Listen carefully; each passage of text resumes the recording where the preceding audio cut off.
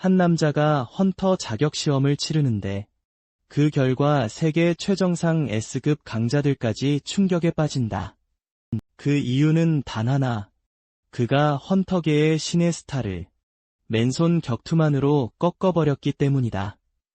이 장면에 시험관들 모두가 믿을 수 없다는 표정이고 심지어 S급 길드 최강자조차 전투욕을 억누르지 못한 채 직접 그의 한계를 시험해 보고 싶어 한다. 그들이 모르는 사실은 그 남자가 무적의 창신이라는 것. 다른 세계에서 무려 80년을 싸웠고 홀로 그 세계의 마왕을 쓰러뜨렸다. 임무를 마친 뒤 나는 완전히 지쳐버렸고 그래서 여신에게 부탁했다.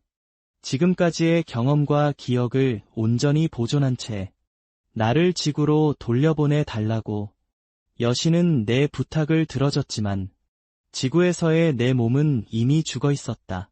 그래서 여신은 내 영혼을 새 그릇에 담겠다고 했다. 그때 한 줄기 빛이 내게 떨어졌고 내 새로운 그릇은 지구에서 곧 죽을 뻔한 몸이었다. 하지만 여신은 믿었다.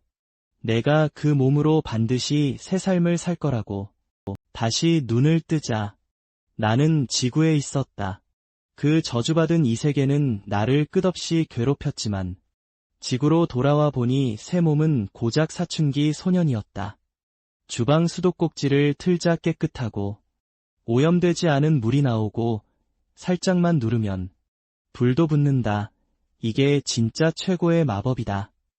젠장. 이 세계의 마법사들과 비교하면 여긴 천국이고 게다가 내가 제일 좋아하는 치킨 커틀릿도 있다. 진짜 식감에 감동해서 눈물이 날 정도다. 이게 진짜 음식의 맛이지. 이 세계에서 80년을 싸우는 동안 제대로 된 식사 한 번 못했으니까 이제 드디어 이 세계에서 평범한 사람처럼 살 수 있겠다. 하지만 그 순간 창밖에 붉은 빛이 번지는 걸 나는 알아차리지 못했다. 나는 욕실로 가서 느긋하게 목욕을 했다. 이 세계의 사정에 한참 둔감하긴 했지만 좋은 인생이 이제 시작될 거라 믿었다. 그런데 바로 그때 창문에 갑자기 유령 같은 얼굴이 나타났다. 나는 소스라쳤다. 어떻게 이런 게 지구에 있지? 그때 뒤에서 방송이 들려왔다. 모든 주민에게 알립니다. 아파트 단지에 부식 균열이 발생했습니다. 현재 단지 내부에 방송은 모두 지하 대피소로 이동하라고 안내했다. 나는 부식 균열이 뭔지도 모르겠고 무슨 일이 벌어진 건지도 이해가 안 됐다. 그때 나는 충격적인 광경을 보았다. 창문 밖에 인간형 괴물 몇 마리가 유리창을 기어오르고 있었던 것이다. 놈들의 발톱이 곧 유리를 뚫을 것 같았다. 다음 순간 놈들이 들이닥치자 나는 밖으로 뛰쳐나갔다. 지구는 더 이상 내가 알던 지구가 아니었다. 대체 무슨 일이 벌어진 건지 알아내야 한다. 그리고 저 인간형 괴물들 어딘가 익숙하다 싶더니 이 세계에서 보던 괴물들과 닮아 있었다. 곧 나는 창턱에 몸을 숨겨 괴물들이 떠날 때까지 피했다가 재빨리 창문으로 빠져나왔다. 방송대로 대피소로 가야겠다고 생각한 그때 바로 그 순간 앞에 아이 한 명이 보였다. 데리고 도망치려 했는데 그 아이는 되돌아가 괴물들을 찾겠다고 했다. 얼굴은 어려 보이지만 눈빛은 단호했다. 괴물을 쓰러뜨릴 생각인 모양이었다. 그리고 내게 같이 할 거냐고 물었다. 나는 어리둥절했다. 요즘 애들은 다 이렇게 용감한 건가? 그 아이에게서 나는 알게 됐다. 지구는 이미 13년 전부터 이렇게 변해 있었다. 부식 균열은 괴물들이 나오는 포탈이고 어떻게 생기는지 아무도 모르며 언제 어디에 뜰지도 알 수 없다고 했다. 나는 기가 막혔다. 지옥 같은 이 세계를 뚫고 지구로 돌아왔더니 여기도 결국 또 다른 지옥이었다. 나는 지금 최강의 헌터가 누구냐고 물었고 아이는 곧바로 리시안의 이름을 말했다. 리시안은 카나비 길드 소속이며 그 길드는 지구 탑10에 든다고 했다. 그녀의 무기는 대검이고 지금도 부식 균열의 근원지에서 전투 중이라고 했다. 이 세계에 강한 헌터들이 있다 해도 평범한 사람이 괴물과 싸운다는 건 여전히 믿기지 않았다. 그때 나는 갑자기 아이의 입을 막고 조용히 하라고 말하지 말라고 했다. 앞쪽에서 괴물들이 오고 있었다. 자세히 보니 앞에 5마리가 있었지만 나는 우리가 보는 5마리 말고도 한 마리가 더 숨어 있다는 걸 알고 있었다. 다행히 이 몸은 평범한 사람을 넘는 힘을 지닌 것 같았다. 그러니 저 정도 괴물은 상대하기 어렵지 않겠지만 문제는 싸우는 동안 아이까지 지킬 자신이 없다는 것. 그렇다고 혼자 두고 갈 수도 없었다. 대책을 고민하던 그때 공기 중에서 익숙한 기운이 느껴졌다. 푸른 에너지. 이건 만화였다. 이제 확신했다. 이건 내가 그 세계에서 보던 것과 똑같다. 다음 순간 앞에 있던 괴물 한 마리가 갑자기 불길에 휩싸였다. 그 공격은 나로부터 나온 것이었다. 80년 동안 쌓아둔 만화는 바닥났지만 공기 중에 만화가 있다면 다시 모을 수 있다. 즉, 내 영혼에 새겨진 패러독스 아이를 여전히 쓸 수 있다는 뜻이다. 다만 화력은 좀 아쉽긴 하지만 그래도 저놈들 상대하기엔 충분하고도 남는다. 그걸 본 아이는 존경 어린 표정을 지었다. 설마 형이 특수 스킬을 가진 줄은 몰랐는데요. 그러더니 아이는 앞으로 돌진해 괴물들을 잡겠다고 했다. 나는 할 말을 잃었다. 보스 괴물도 아직 안 죽었는데 대체 뭘 그렇게 튀어나가려는 거야? 예상대로 아이는 순식간에 괴물들의 표적이 됐다. 겁에 질린 아이, 다행히 내가 제때 팔을 잡아챘다. 나는 아이에게 바닥에 막대기를 내게 건네라고 했다. 내 무기 좀 빌리자. 그 다음 순간 3마리의 그림자가 고속으로 내게 덮쳐왔다. 무기를 쥐자 내 눈빛이 완전히 달라졌다.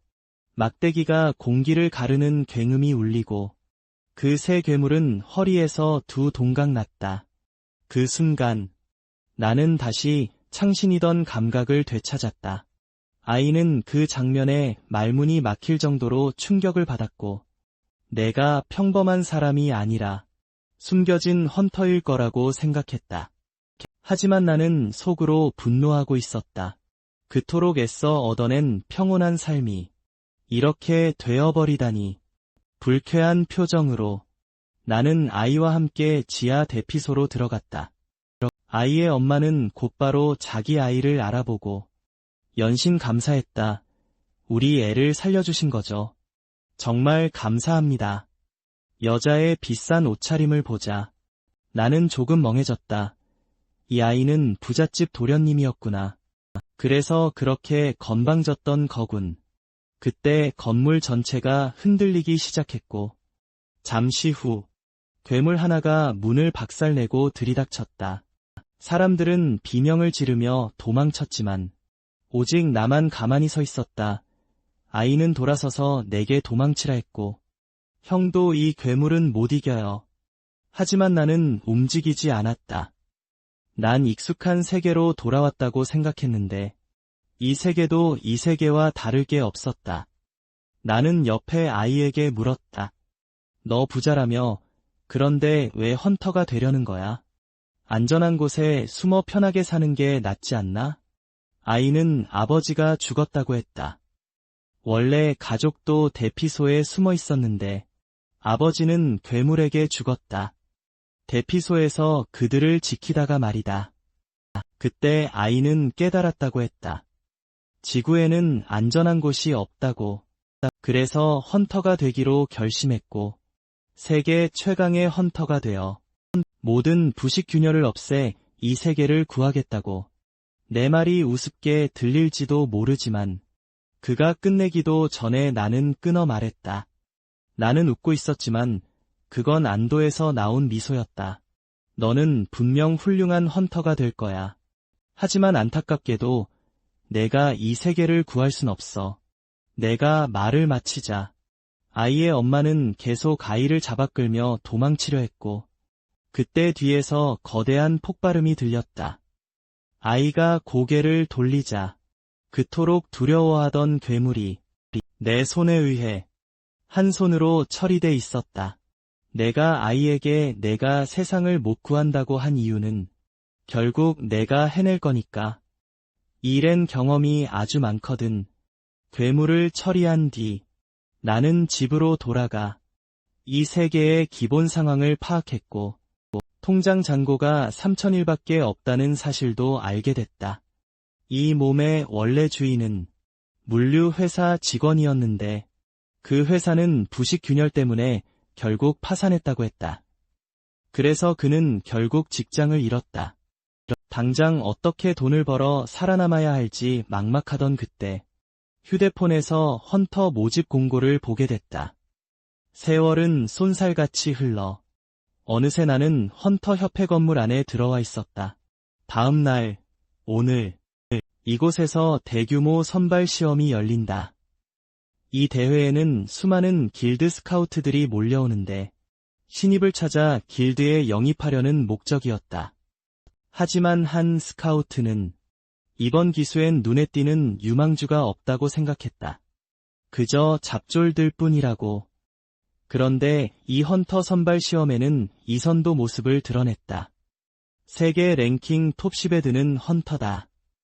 사람들은 감탄 어린 시선으로 그녀를 바라봤고 뉴스에서나 보던 사람인데 오늘 이렇게 직접 보다니 믿기지 않았다. 그리고 사람들은 이선이 온 목적이 한송아 때문일 거라고 생각했다. 전격 조작 능력으로 각성한 헌터 아카데미 출신 한송아. 하지만 그들이 모르는 사실이 있었다. 이선은 한송아에게 전혀 관심이 없다는 것. 기껏해야 걸어 다니는 보조 배터리 정도로 볼 뿐이었다. 옆에 동료가 말한다. 한송아의 능력은 쓸모가 있을지도 모른다고. 그때 옆에 있던 남자가 선글라스를 고쳤으며 말한다. 아카데미에서 뛰어난 애들도 실전에선 좋은 성과를 못 내는 경우가 많다고. 이선은 그 말에 동의했고 동료에게 사탕 하나를 건넸다. 칭찬 사탕이었다. 실전과 훈련은 완전히 다른 법이니까. 훈련은 훈련이고 아카데미 학생들은 안전한 환경에서만 훈련을 해왔기에 진짜 전투를 버티는 건 쉽지 않다. 그래서 한송아도 적응하는데 시간이 필요할 것이다. 곧 아래에서 경기가 시작되려 한다. 이선은 흥미롭게 아래를 내려다봤다. 이번엔 괜찮은 유망주를 찾고 싶군. 신입들아, 내가 갖고 싶어질 만큼의 힘을 보여봐라. 사회자는 놀랐다. 참가자 정보를 확인하자. 그는 평범한 일반인이었다. 헌터 아카데미조차 다닌 적이 없는. 그때 나는 무기를 손에 쥔 채 전투복 지퍼를 끝까지 올렸다. 사회자는 여전히 비웃듯 말한다. 대체 얼마나 배짱이 있길래 이 무대에 올라왔냐고. 지금 입장하는 선수는 호찬석이다. 솔직히 나도 아직 이 새 이름이 익숙하진 않다. 이번 경기 규칙은 협회에서 제공한 무기만 사용할 것, 그리고 상대에게 치명상을 입히지 말 것. 나는 이번 헌터 시험을 더 높은 권한을 얻기 위한 발판으로 삼을 생각이다. 그렇기에 내 맞은편의 금발 남자는 오만한 표정으로 아예 나를 상대할 생각조차 없어 보였다. 심판이 손을 높이 들자 첫 번째 흥미진진한 경기가 시작되었다. 경기가 시작되자마자 금발 남자가 곧장 돌진해왔다. 정말 신이 난 모양이다. 상대가 아직 만화조차 모으지 못하는 걸 알고 있었으니까. 그의 거센 기세 앞에서도 내 얼굴엔 아무 표정도 없었다. 내 눈엔 금발 남자의 빈틈이 너무 많았기 때문이다. 다음 순간 나는 손에 든 무기를 땅에 꽂았다. 그리고 금발 남자가 놀란 눈으로 보는 앞에서 나는 그의 시야에서 완전히 사라졌다. 금발 남자는 의아해했다. 설마 스피드 타입 헌터인가? 그가 반응했을 땐 이미 나는 그의 등 뒤였다. 내 창술은 한심할 정도로 엉성하다. 너 정도는 무기조차 필요 없어. 다음 순간 나는 그의 복부를 주먹으로 후려쳤다. 이 한 방에 금발 남자는 어제 먹은 것까지 토할 뻔했다. 하지만 몸이 쓰러지려는 찰나 나는 발로 그를 다시 세웠고 이어지는 강력한 어퍼컷이 그의 턱을 부숴버렸다. 아까까지만 해도 그토록 거만하던 금발 남자는 거의 정신을 잃었다. 솔직히 나도 놀랐다. 상대가 안 될 건 알았지만 이렇게 쉽게 쓰러질 줄은 몰랐으니까. 내가 맨손으로 싸우는 이유는 창을 쓰면 크게 다칠까 봐서다. 그러다 곧 마음을 풀었다. 그냥 초짜였겠지. 헌터들의 평균 수준이 이럴 리는 없다. 하지만 이 장면은 이선을 그 자리에서 얼어붙게 만들었다. 저 녀석, 뭐지? 그녀는 즉시 내 서류를 넘겨보더니 내가 물류회사에서 일했다는 걸 알아냈다. 옆에 동료가 말한다. 저 청년은 체내에 축적된 만화가 거의 없습니다. 그런데도 저 정도의 힘을 내려면 오랜 시간 만화를 쌓아야 하는데 그게 아니라면 저 결과는 운이 좋았던 것뿐이겠죠. 하지만 그 말은 이선의 눈빛 한 번에 닥쳐로 돌아왔다. 그녀는 내가 일부러 만화를 축적하지 않는다고 추측했다. 그리고 경기장 위에서 나는 목을 한 번 돌렸다. 조금 불편하긴 하지만 실력을 증명하려면 확실하게 끝내야 한다. 나는 그의 곁으로 다가가 주먹을 높이 들었다. 금발 녀석, 걱정 마. 이 한 방은 절대 치명타는 아니니까. 하지만 그때 금발 남자는 이미 겁에 질려 굳어 있었고 계속 살려달라고 빌어댔다. 쿵. 나는 한 방에 그를 기절시켰다. 이 장면에 수많은 길드 스카우트들이 나를 화제로 삼기 시작했다. 다른 스카우트들이 떠들어대는 사이 이선은 직접 내 힘을 시험해보기로 결심했다. 동료가 어디로 가려냐고 묻자 이선은 담담히 답했다. 협회장을 만나러 간다고. 물어볼 게 있다는 것이다. 한편 내 경기는 계속됐지만 결과는 늘 같았다. 그들은 내게 세수를 버티지 못했다. 헌터 아카데미가 대체 뭘 가르치는 건지 모르겠다. 어떻게 이렇게들 무능할 수 있지. 마침내 몇 명을 쓰러뜨린 뒤 제법 괜찮아 보이는 상대가 내 앞에 나타났다. 그녀가 등장하자마자 사람들이 곧장 수군거리기 시작했다. 그녀는 후보 한송아였다. 모두가 궁금해했다. 이 정체불명의 초특급 신인의 연승을 그녀가 멈출 수 있을지. 나는 그녀를 한번 흘끗 보자마자 흥미가 생겼다. 왜냐하면 이 여자는 오늘 본 사람들 중 만화를 가장 많이 모아둔 상태였으니까.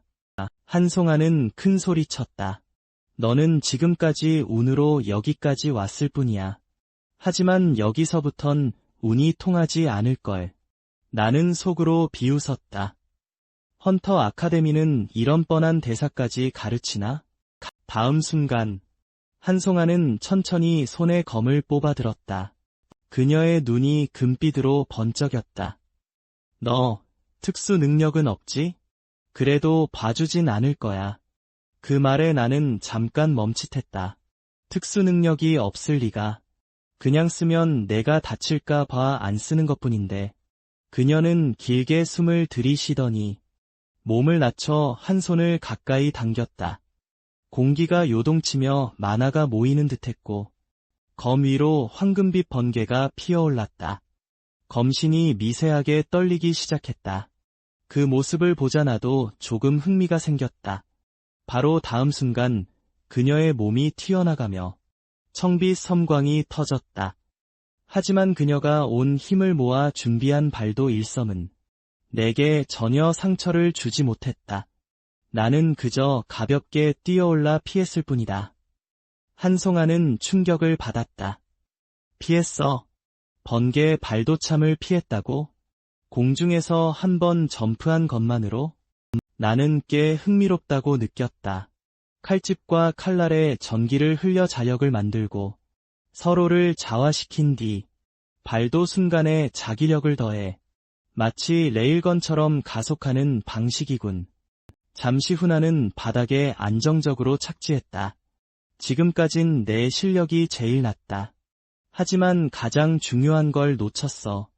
언제 치느냐만 생각한 거지. 너무 빠른 공격에만 집착했어.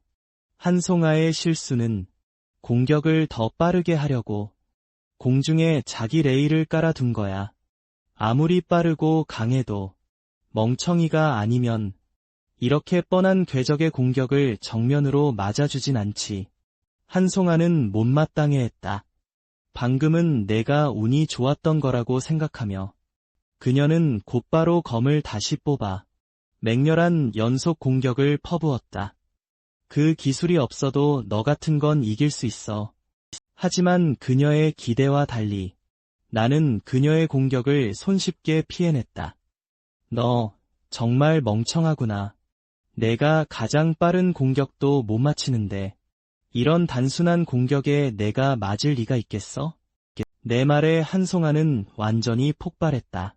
머릿속에서 이성이 사라지고 분노로만 가득 찬 채 한송아는 최강의 일격을 날렸다. 나는 한눈에 알아차렸다. 그녀가 억지로 강력한 만화를 끌어모으고 있다는 뜻이다. 계속하면 몸이 무너질 것이다. 나는 재빠르게 한 동작으로 한송아 앞에 도착했다. 방금 내 동작은 꽤 멋있었어. 하지만 내가 움직이기 전에 여기서 끝내자. 나는 흥미롭게 말하며 아프면 왼손을 들어 쿵 하는 소리와 함께 나는 그녀의 복부를 세게 가격했다. 이 주먹에 전력을 다한 건 아니지만 그래도 한송아는 피를 토했다. 나는 그걸 보자 연속으로 주먹을 내질렀고 사정없이 한송아의 얼굴을 몰아붙였다. 마침내 나는 그녀의 얼굴에 묵직한 한 방을 꽂아 넣었다. 그 주먹을 맞은 뒤 한송아의 의식이 툭 끊기듯 흐려졌다. 평가가 높던 시내가 나를 쓰러뜨린 게 아니라 오히려 내가 그녀를 쓰러뜨렸다. 이 장면에 현장에 있던 모두가 충격을 받았다. 정말로 한송아를 눌러버렸어? 그녀는 아카데미의 최상위 수재인데 내가 워낙 무명이다 보니 사람들은 한송아가 겉멋만 든 거라고 생각했다. 아마 만화에만 과하게 의존해서 육체 단련을 소홀히 했을 거라고. 그때 내 뒤에서 움직임이 들렸다. 나는 한송아가 아직도 나와 싸우려는 줄 알았지만 뒤돌아보니 그녀는 그저 왼손을 들고 있을 뿐이었다. 지금 그녀는 온몸이 멍한 상태였고 아마 제대로 서 있지도 못할 것이다. 그게 왠지 조금 우스웠다. 아까 아프면 왼손을 들라 했는데 정말로 왼손을 들 줄은 몰랐다. 역시 모범생이네. 그때 스태프 한 명이 심판 쪽으로 급히 걸어가 심판의 귀에 몇 마디를 속삭였다. 심판의 미간이 더 깊게 찌푸려졌고 이내 그는 현장에 있는 모두에게 발표했다. 경기 일정이 변경된다. 승자 호찬석은 잠시 휴식하라. 그 말에 나는 다소 혼란스러웠다. 경기는 이미 끝난 것 아닌가? 왜 쉬면서 다음 경기를 준비하라는 거지? 그리고 심판의 다음 말이 내 의문에 답했다. 잠시 후 승자 호찬석은 현역 헌터와 특별전을 치르게 된다. 이 경기는 특별 허가를 받았으며 협회장님의 승인으로 이루어졌다. 이 경기는 이미 편성되었다. 모두가 대형 스크린에 뜬 이름을 바라봤다. 관중이 이렇게 열광하는 걸 보니 상대는 꽤 노련한 헌터인 게 분명했다. 그녀가 자원에서 나섰다. 특별전에서 내 실력을 시험하려고. 그런 일은 저 세계에서도 있었다. 바로 그때 검 끝이 바닥을 긁는 소리가 경기장에 울려 퍼졌다. 내 이름이 호찬석 맞지? 나는 이시윤이야. 내게 다른 실력이 있는지 확인해 보겠어. 이 무대는 너한테 너무 작아 보이는데 나랑 한판 해볼 생각 있어. 호찬석 부담되면 거절해도 돼. 이해하니까. 갑작스럽긴 하잖아. 누군지 보자마자 나는 씁쓸하게 웃었다. 정말 이시윤이네. 그때 그 녀석이 말했던 사람. 세계 랭킹 톱 10. 지금 그녀가 뿜어내는 기세와 여유는 절대 허세가 아니었다. 진짜 프로 헌터다. 지금의 몸으로는 창을 들어도 그녀를 상대하기가 쉽지 않을 것이다. 그런데도 이상하게 입가에 미소가 번졌다. 내 힘을 시험하고 싶다면 덤벼. 옆에 심판이 살짝 당황했다. 휴식은 필요 없나 이시. 그는 내 눈에서 타오르는 전의를 보고 너도 나도 같은 부류인 것 같군이라고 말했다. 그 순간 나 역시 들뜬 미소를 지었다. 이 세계의 최강자가 내 인정을 받을 만한지 보자. 다음 순간 우리는 맹렬하게 격돌했다. 그 격전은 관중 모두를 경악하게 만들었고 심판조차 식은땀을 흘렸다. 해설을 어떻게 해야 할지도 몰랐다. 그때 나는 다시 이시윤의 공격을 막아냈지만 얼굴엔 여유가 없었다. 이 여자의 힘을 느꼈기 때문이다. 어떻게 여자 몸으로 이렇게 압도적인 힘을 낼 수 있지? 남자 못지않다. 다음 순간 이시윤의 맹공을 피하기 위해 나는 손바닥에서 창자루를 돌리며 틈을 노려 그녀의 공격을 비껴냈다. 이번 공격엔 전력을 쏟았고 그 결과 이시윤의 몸이 연달아 밀려났다. 하지만 이시윤은 아직 여유가 있었다. 그녀는 나를 시험하고 있었고 아직 전력을 쓰지 않았다. 아까와 비교하면 내 속도는 이미 크게 떨어져 있었다. 지금까지 나는 ES급 헌터와 오래 싸워왔다. 피로가 얼굴에 드러났다. 이 여자에게도 빈틈이 없는 건 아니지만 이 몸은 내 전투 감각을 따라오지 못한다. 이시윤은 지금 진심으로 흥분한 듯했다. 이렇게 강한 상대는 오랜만이라며 우리가 같은 급은 아니지만 너는 진짜 강자라고 할 만하다고 했다. 오랜만에 제대로 싸울 수 있겠다 싶었는데 내가 조금 지친 것 같다고도 했다. 그러자 이시윤이 앞으로 나서며 말했다. 정말 잘했다. 난 내가 5분 정도면 끝날 줄 알았는데 설마 30분이나 버틸 줄이야. 그 다음 순간 이시윤의 몸이 순식간에 내게 돌진해왔다. 이미 지쳤다면 내가 좀 더 편하게 해줄게. 일찍 내려가 쉬게 해주지. 그 모습을 보자 나는 창을 더 꽉 쥐었다. 지금 내 몸에는 저장된 만화가 없고 공기 중 만화도 많지 않다. 나는 길게 숨을 들이쉬며 마음을 가라앉혔다. 이 기술은 쓰고 싶지 않았지만 이제는 어쩔 수 없었다. 동시에 나는 몸을 재빨리 뒤로 젖히며 이시윤의 다음 공세를 받아낼 준비를 했다. 나는 이시윤에게 시선을 고정했다. 그녀가 빈틈을 보이는 순간 역설의 불꽃을 쓰겠다. 역설의 불꽃을 쓰자. 이시윤의 눈에 충격이 가득 찼다. 하지만 이시윤은 그 공격을 무시하고 검을 곧장 내려쳐 내 공격을 배연했다. 나는 이시윤을 마치지 못했음을 알았기에 곧바로 물러나 거리를 벌렸다. 이시윤은 만족스러운 미소를 지었다. 방금 일격은 분명 그를 피할 수 없게 만들었는데 그래도 내가 피해낼 줄은 몰랐어. 그리고 내 몸에 붙은 저 검은 기운은 뭐지? 방금 그 검은 기운으로 나를 공격한 거지. 하지만 내 검에 잘려나갔어. 나는 천천히 말했다. 이건 역설의 불꽃이야. 이 능력은 내 최후의 비장의 수단이다. 저 세계에서는 내가 자주 쓰던 특기였고 가장 믿는 힘이기도 하다. 이 검은 불꽃은 보통 불꽃과 다르다.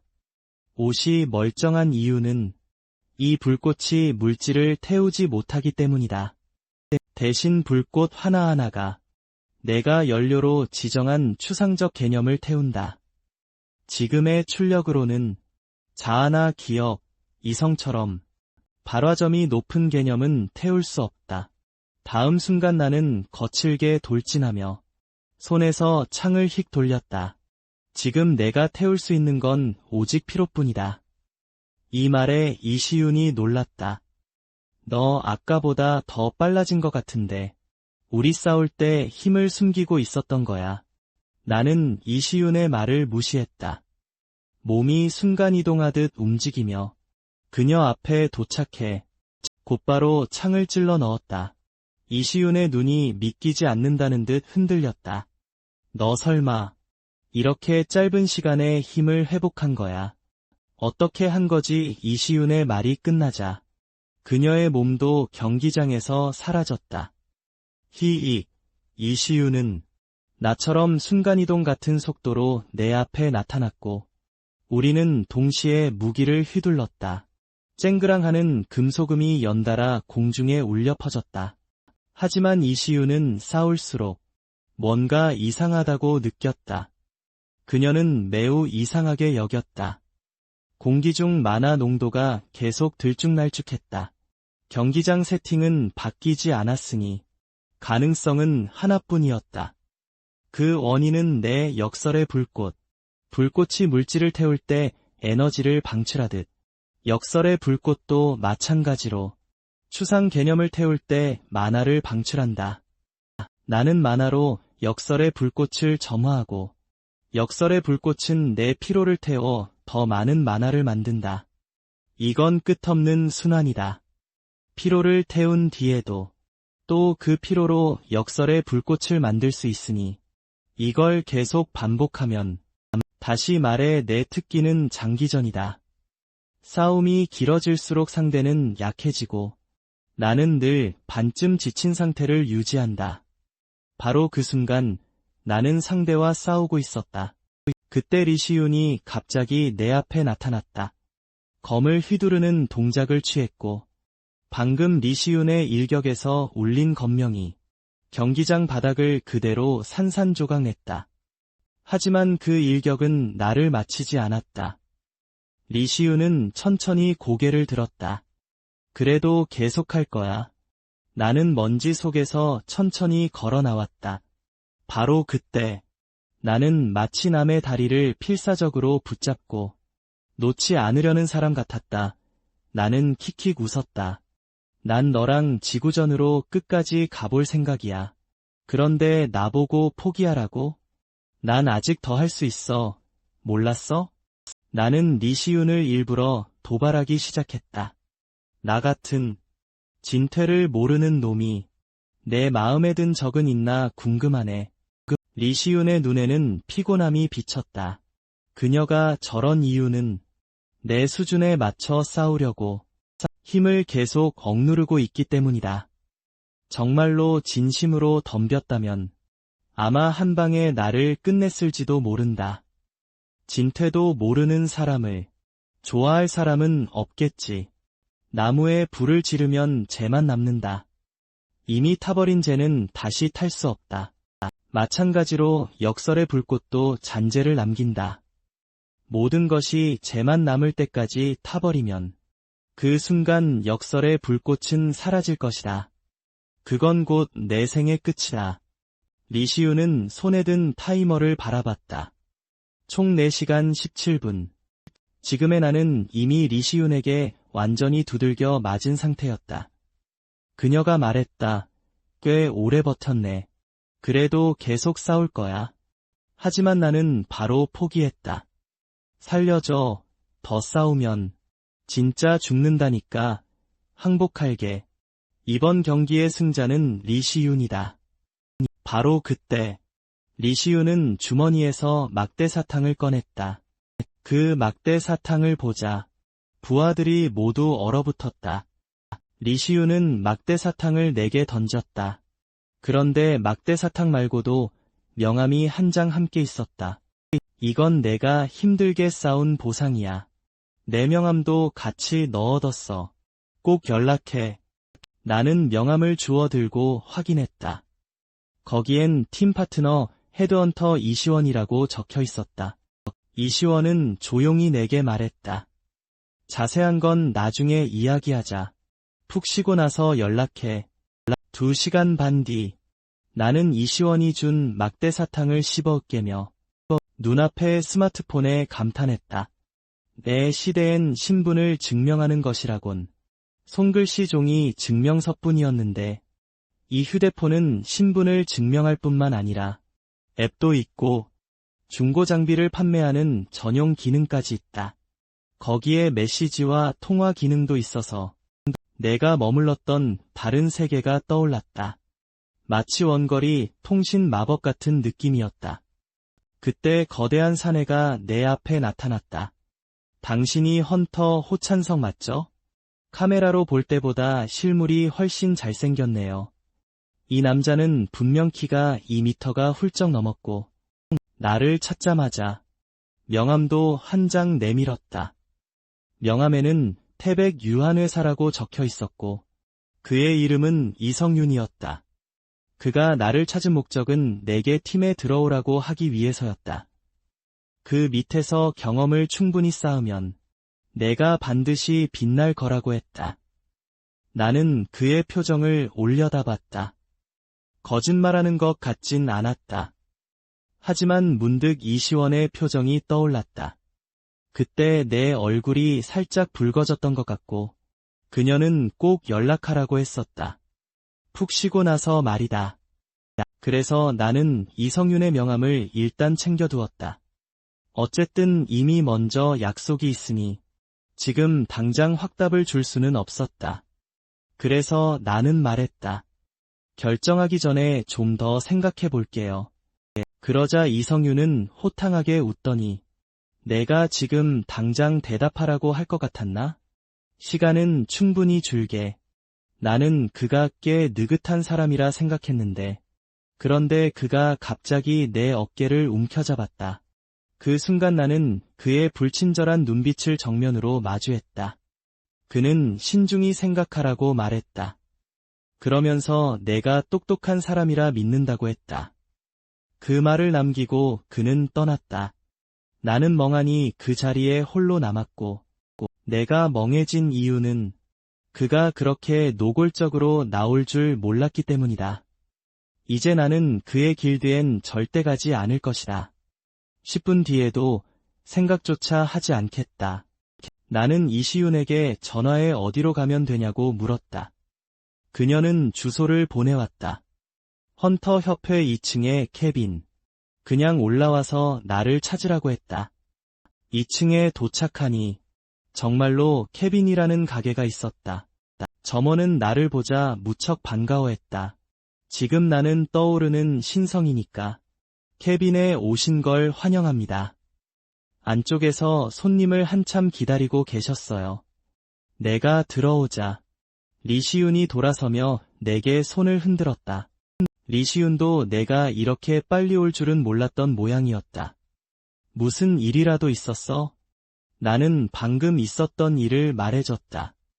누가 날 스카우트해서 길드에 들어오라고 하더라. 거대한 남자였는데 리시윤은 담담한 표정으로 내가 말한 사람은 아마 이성윤일 거야. 태백 길드에 이성윤 본인이 너에게 관심을 보였으니 다른 길드들은 더 이상 감히 너를 노리지 못할 거야. 그 말을 듣고 나는 웃었다. 너희 길드도 그를 무서워해? 그렇다면 난 꽤 실망인데. 그런데 내가 예상 못한 건 리시윤은 사실 나를 길드에 영입할 생각이 없었다. 어때? 길드에 소속되지 않는 일을, 즉 프리랜서로 일하는 건. 이 말이 내 흥미를 끌었다. 리시윤은 다른 사람들과 좀 달라 보였다. 그녀 말은 길드에 가입하지 않아도 길드 임무를 할 수 있다는 뜻이었다. 리시우는 알고 있었다. 이성윤이 아마 나에게 주니어 자리 정도를 줄 생각이라는 걸. 그 말을 듣고 나는 탁자를 내리쳤다. 주니어만 준다고? 그럼 파트너 헌터는 뭐야? 그러자 리시우는 헌터 등급을 설명해 주었다. 길드 소속 헌터는 보통 주니어, 시니어, 파트너. 주니어와 시니어는 파트너 헌터가 이끄는 팀에 소속되고 월급을 받는 직원 같은 존재다. 파트너 헌터는 길드 지분을 갖고 고정 급여가 아니라 회사 순이익을 배당받는다. 어쩌면 좀 더 직관적으로는 사업자에 가깝다고 볼 수 있다. 딱 로펌 구조 같네. 리시우는 들은 적이 있다며 말했다. 처음 헌터 길드를 만든 사람이 로펌을 본떠 만들었다고. 그녀는 내가 꼭 길드에 들어가 주니어에서 시니어를 거쳐 파트너 헌터가 될 필요는 없다고 봤다. 나는 그녀 말이 무슨 뜻인지 이해했다. 명성이 충분히 쌓이고 그럴듯한 실적만 만들면 그쪽에서 먼저 나를 찾아올 거라는 거다. 그 말에 리시우는 무척 기뻐했다. 나와 대화하면 막힘이 없다고 느꼈기 때문이다. 하지만 내가 의아한 건 그녀가 왜 자꾸 사탕을 주는지였다. 앉자마자 벌써 2개나 줬다. 나는 연줄도 자원도 없는데 어떻게 제대로 된 의뢰를 받을 수 있겠어? 이건 너무 어려울 것 같은데. 리시우는 전혀 문제가 아니라고 했다. 그 부분은 자기가 도와줄 수 있다고. 게다가 공짜로 말이다. 오히려 나는 더 혼란스러웠다. 세상에 공짜 점심은 없다고 믿는 편이라. 왜 이렇게까지 나를 도와주는지 묻고 싶었다. 그때 리시우는 서류철에서 언젠가 내가 충분히 유명해져 길드에 영입될 때가 오면 그저 한 여자가 한때 널 도와줬다는 걸 기억해줬으면 해. 나는 이해했다. 결국 내게 빚을 지게 만들려는 거였구나. 그때 리시우는 손에 든 서류철을 천천히 내 쪽으로 밀어왔다. 이거 한번 볼래? 하지만 할지 말지는 내 선택이야. 나는 서류를 열어 확인했다. 인천시에서 들어온 의뢰였다. 요동도라는 곳이 있는데 거기서 2년 전 부식균열을 정화하려다 실패했고 그 결과 부식지대가 형성되었다고 했다. 나는 원래 그녀가 내게 그 부식균열을 정화하라는 건 줄 알았는데 알고 보니 그녀는 내가 요동도를 순찰하며 추가로 생긴 부식균열이 있는지 확인해 달라는 것이었다. 그리고 그들을 제거하라고 했다. 임무는 한 달 뒤로 예정되어 있었다. 그녀는 선금으로 500만을 주고 성공하면 추가로 1,500만을 더 준다고 했다. 나는 서류를 탁자 위로 던졌다. 목숨을 걸어야 하는 일인데 보수가 넉넉한 편도 아니었다. 이천은 흥분한 표정을 지었다. 불공평하다고 느껴지면 더 강해져서 이름을 날려. 그러면 주머니가 가득 차도 돈은 계속 굴러들어올 거야. 이시연은 내가 수락할 건지 말 건지만 알고 싶어 했다. 나는 천천히 입을 열었다. 그렇게 말하니 받겠어. 나는 한계를 밀어붙이는 걸 좋아하는 사람이니까. 30분 뒤 2대의 차가 고속도로를 질주하고 있었다. 이시연은 정체불명의 남자와 통화 중이었고 그에게 나를 소개했다. 호찬석은 민간인인데 맨손으로 의무무기 챔피언십을 통과했어요. 전화 너머의 목소리는 나쁘지 않다는 평가를 내렸다. 이를 듣고 이천은 크게 웃었다. 그 평가는 좀 부적절하네. 저 녀석이랑 4시간이나 붙었거든. 그러자 전화 속 목소리는 믿기지 않는다는 듯했다. 진짜야. 내 힘이 억제돼 있어서 그런 거 아니고. 이천은 차갑게 비웃었다. 난 10년 넘게 굴은 베테랑 헌터야. 내 경험은 지옥 같은 곳에서 살아남으며 쌓인 거고 원래라면 가볍게 가지고 놀 수 있었어야 했지. 그런데 4시간 넘게 싸웠다니까. 이성은 설령 다시 태어난다 해도 나 같은 괴물은 다시 못 볼 거라고 했다. 하지만 아무리 높이 평가해도 그 임무는 경험 많은 헌터들이 필요하지 않나? 실력이 뛰어나도 베테랑들과 팀을 이뤄도 제대로 할 수 있겠어? 이에 대해 이시연은 걱정 말라며 충분히 경험 많은 사람을 내 곁에 붙여두겠다고 했다. 그러자 그 남자가 이시연에게 물었다. 만약 저 애가 내 수준까지 올라오면? 이시연은 코웃음 쳤다.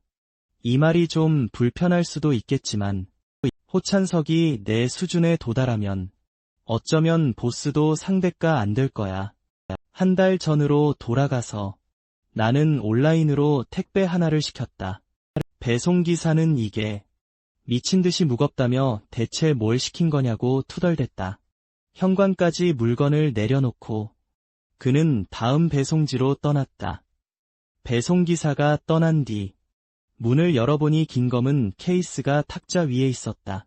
내가 온라인으로 주문한 무기였다. 딸깍. 나는 양손으로 버클을 풀어 케이스를 열었다. 무기를 보는 순간 내 눈에 충격이 스쳤다. 이 무기의 외형은 정말 대단했다. 어느 각도에서 봐도 이 창은 내 기대에 부합했다. 이 창으로 싸운다면 문제는 없을 것 같았다. 그리고 초록색 무략이 든 병도 하나 있었는데 이게 엘릭서라고 들었다. 이른바 엘릭서는 헌터들이 비상시에 쓰는 무략으로 농축된 만화가 들어있어 급하게 만화가 필요할 때 매우 유용하다. 보통 만화를 다루는 방식은 정수기에서 물을 마시는 것과 비슷해서 대기 중 만화를 조종해 몸에 저장해 두었다가 필요할 때 쓰는 것이다. 이 엘릭서는 헌터가 그 과정을 짧은 시간 안에 끝내게 해준다. 하지만 내 만화 사용 방식은 남들과 달라. 저장 단계를 건너뛰고 대기에서 만화를 곧바로 흡수해 바로 사용한다. 장점은 공기 중 만화를 쓰니 한계가 없다는 점이고 또 흡수와 방출 과정에서 만화가 흐르는 통로가 점차 강해져 더 많은 만화를 다룰 수 있게 된다. 하지만 단점도 있었다. 그 통로가 충분히 성장하기 전에는 내가 조종할 수 있는 양이 적어 짧은 시간에 강한 출력을 내기 어렵다. 지금은 기다릴 여유가 없으니 사용 전에 만화를 좀 저장해두는 편이 낫겠다. 나는 만화 포션을 한 번에 들이켰다. 이렇게 한 달 정도 훈련하면 필요한 수준까지 성장할 수 있을 것이다. 시간은 한 달 뒤로 흘렀다. 인천 교동도에서 이미 긴 줄이 늘어서 있었다. 이번 작전에 참여하는 헌터들이었다. 직원이 내 정보를 확인한 뒤 나는 곧바로 8팀에 배정되었다. 나는 8번 표지판 아래로 갔고 내가 조용한 것과 달리 다른 사람들은 열띤 대화를 나누고 있었다. 이번 달 월급은 꽤 괜찮겠지. 언제 출발하지? 내가 명상하며 쉬고 있을 때 갑자기 누군가 내 이름을 부르는 소리가 들렸다. 돌아보니 떠오르는 헌터스타. 한상하였다.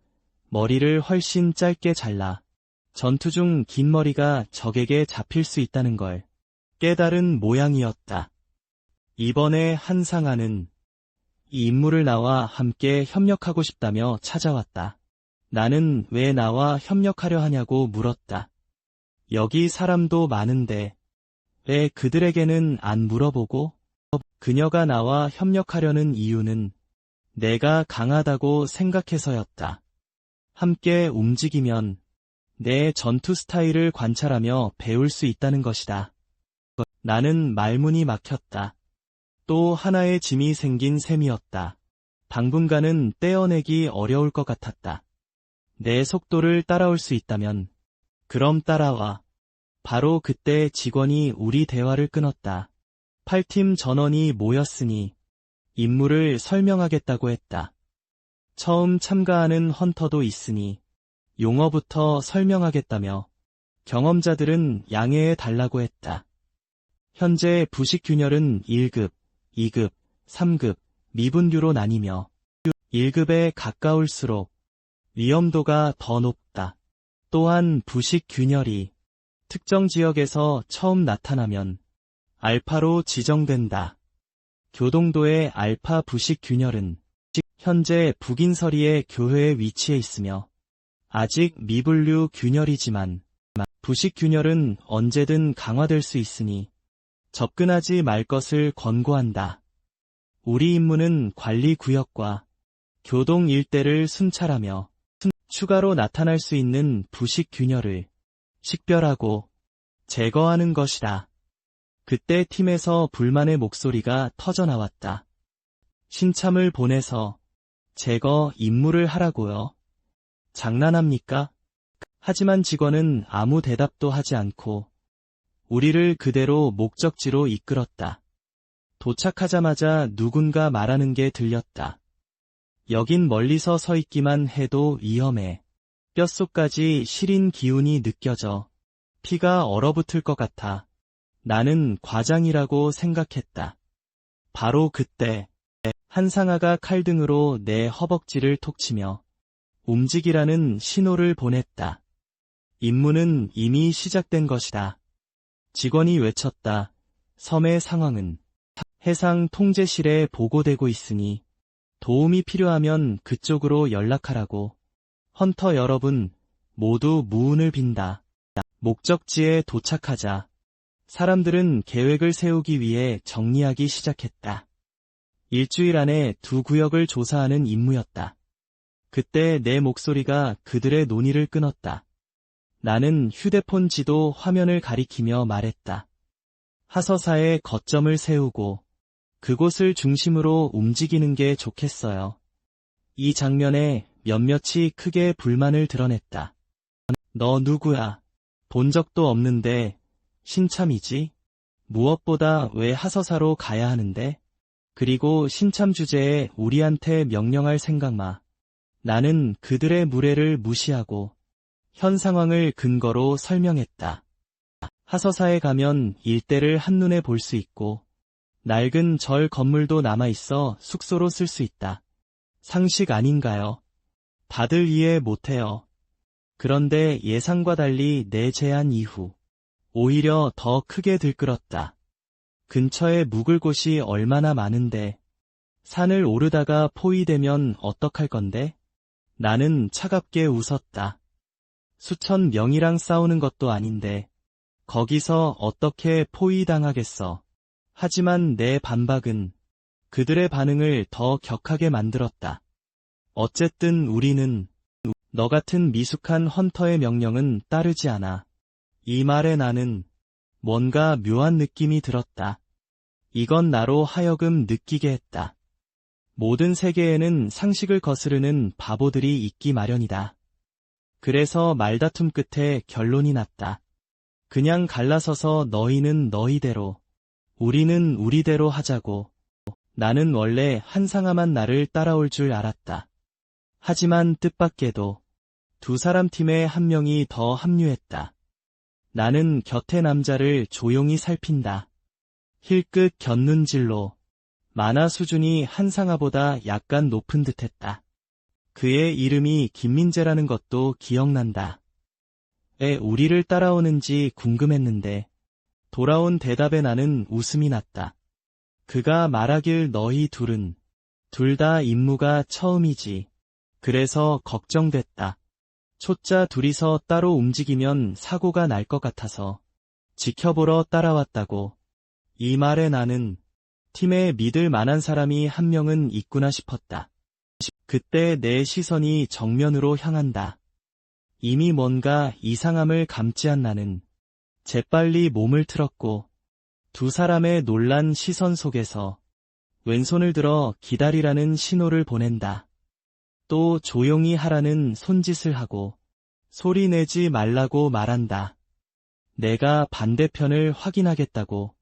김민재가 조심스럽게 고개를 내밀어 주변을 살핀다. 그가 본 것은 숲을 달리는 수십 마리의 몬스터였다. 숲속을 가로질러 뛰어다니는 수가 너무 많았다.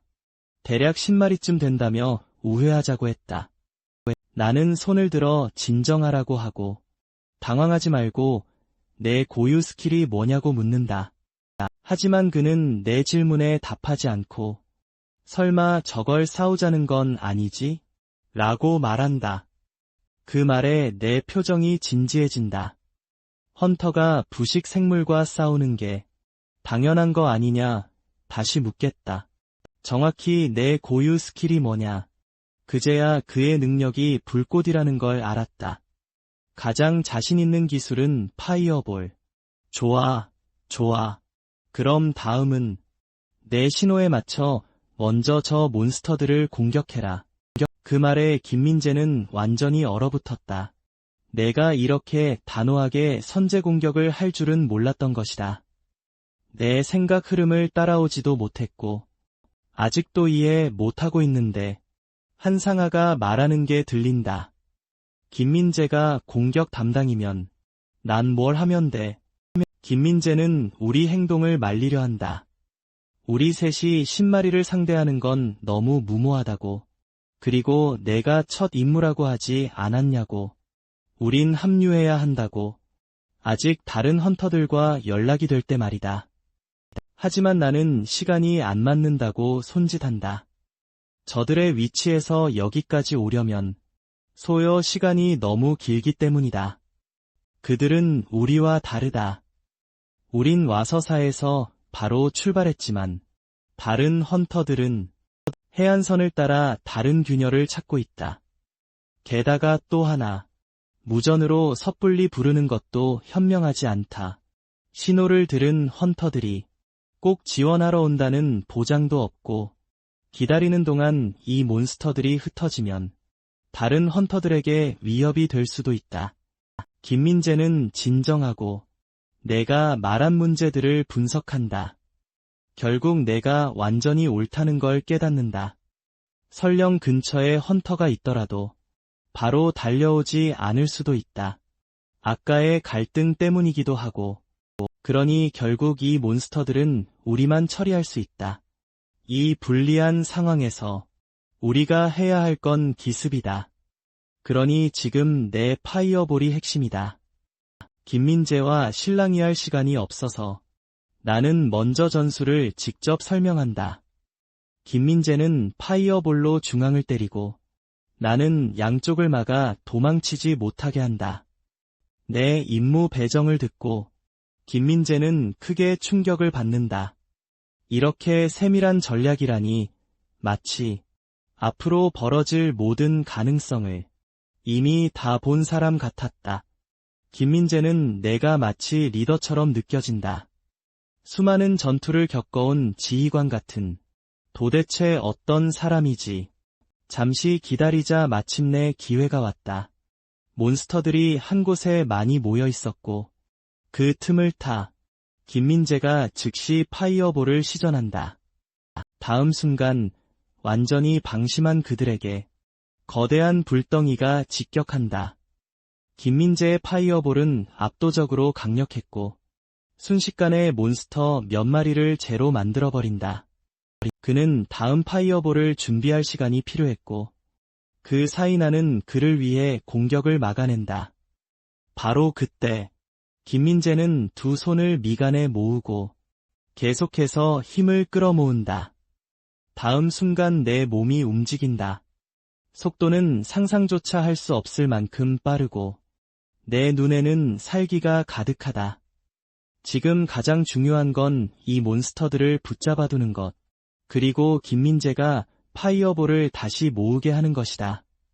한 번 돌진해 베어내는 것만으로도 나는 균열 몬스터 몇 마리를 죽인다. 효율을 극대화하려면 역할 분담이 필수다. 그래서 지금 나는 동료들을 고려해야 한다. 다음 파이어볼이 준비될 때까지. 그때 몬스터 하나가 나를 덮쳤지만 나는 그 공격을 가볍게 무시한다. 손에 든 창을 가로로 휘두르자 몬스터 몇 마리가 한꺼번에 쓰러진다. 김민재에게 이 녀석들을 접근시키지 않겠다. 하지만 나 혼자선 전부 막아내기 어렵다. 그래서 한상아의 힘이 필요했다. 나는 말한다. 내 차례다. 다음 순간 칼을 뽑는 요란한 소리가 귀를 때리고 단 한 번의 일격으로 한상아는 고블린 셋을 베어 가른다. 그녀는 크게 숨을 들이쉬며 말한다. 임무 완료. 이제 김민재 차례야. 한상아의 말이 끝나기가 무섭게 거대한 파이어볼이 갑자기 솟구친다. 이게 바로 김민재의 파이어볼. 발사 직전 나는 그에게 기다리라고 한다. 내가 정리하고 빠진 뒤에 쏴라. 안 그러면 나까지 맞으면 큰일이다. 다음 순간 내가 자리를 벗어나자 김민재는 손에 든 파이어볼을 맹렬히 발사한다. 그 불덩이는 마치 풀려난 맹수처럼 몬스터들을 향해 거침없이 돌진한다. 쾅! 거대한 폭발이 터져나온다. 내가 있던 자리에서 파이어볼이 떨어지기 전에 나는 이미 몸을 피했다. 곧바로 손에 든 창을 움켜쥐고 불덩이가 떨어지는 순간 몬스터 둘이 도망치려 했지만 내가 그걸 가만둘 리가 있나. 잠시 후 숲속의 연기가 서서히 걷히고 나는 창을 땅에 꽂는다. 방금의 기습 작전은 대성공이었다. 비록 전멸시키긴 했지만 체력도 상당히 소모했다.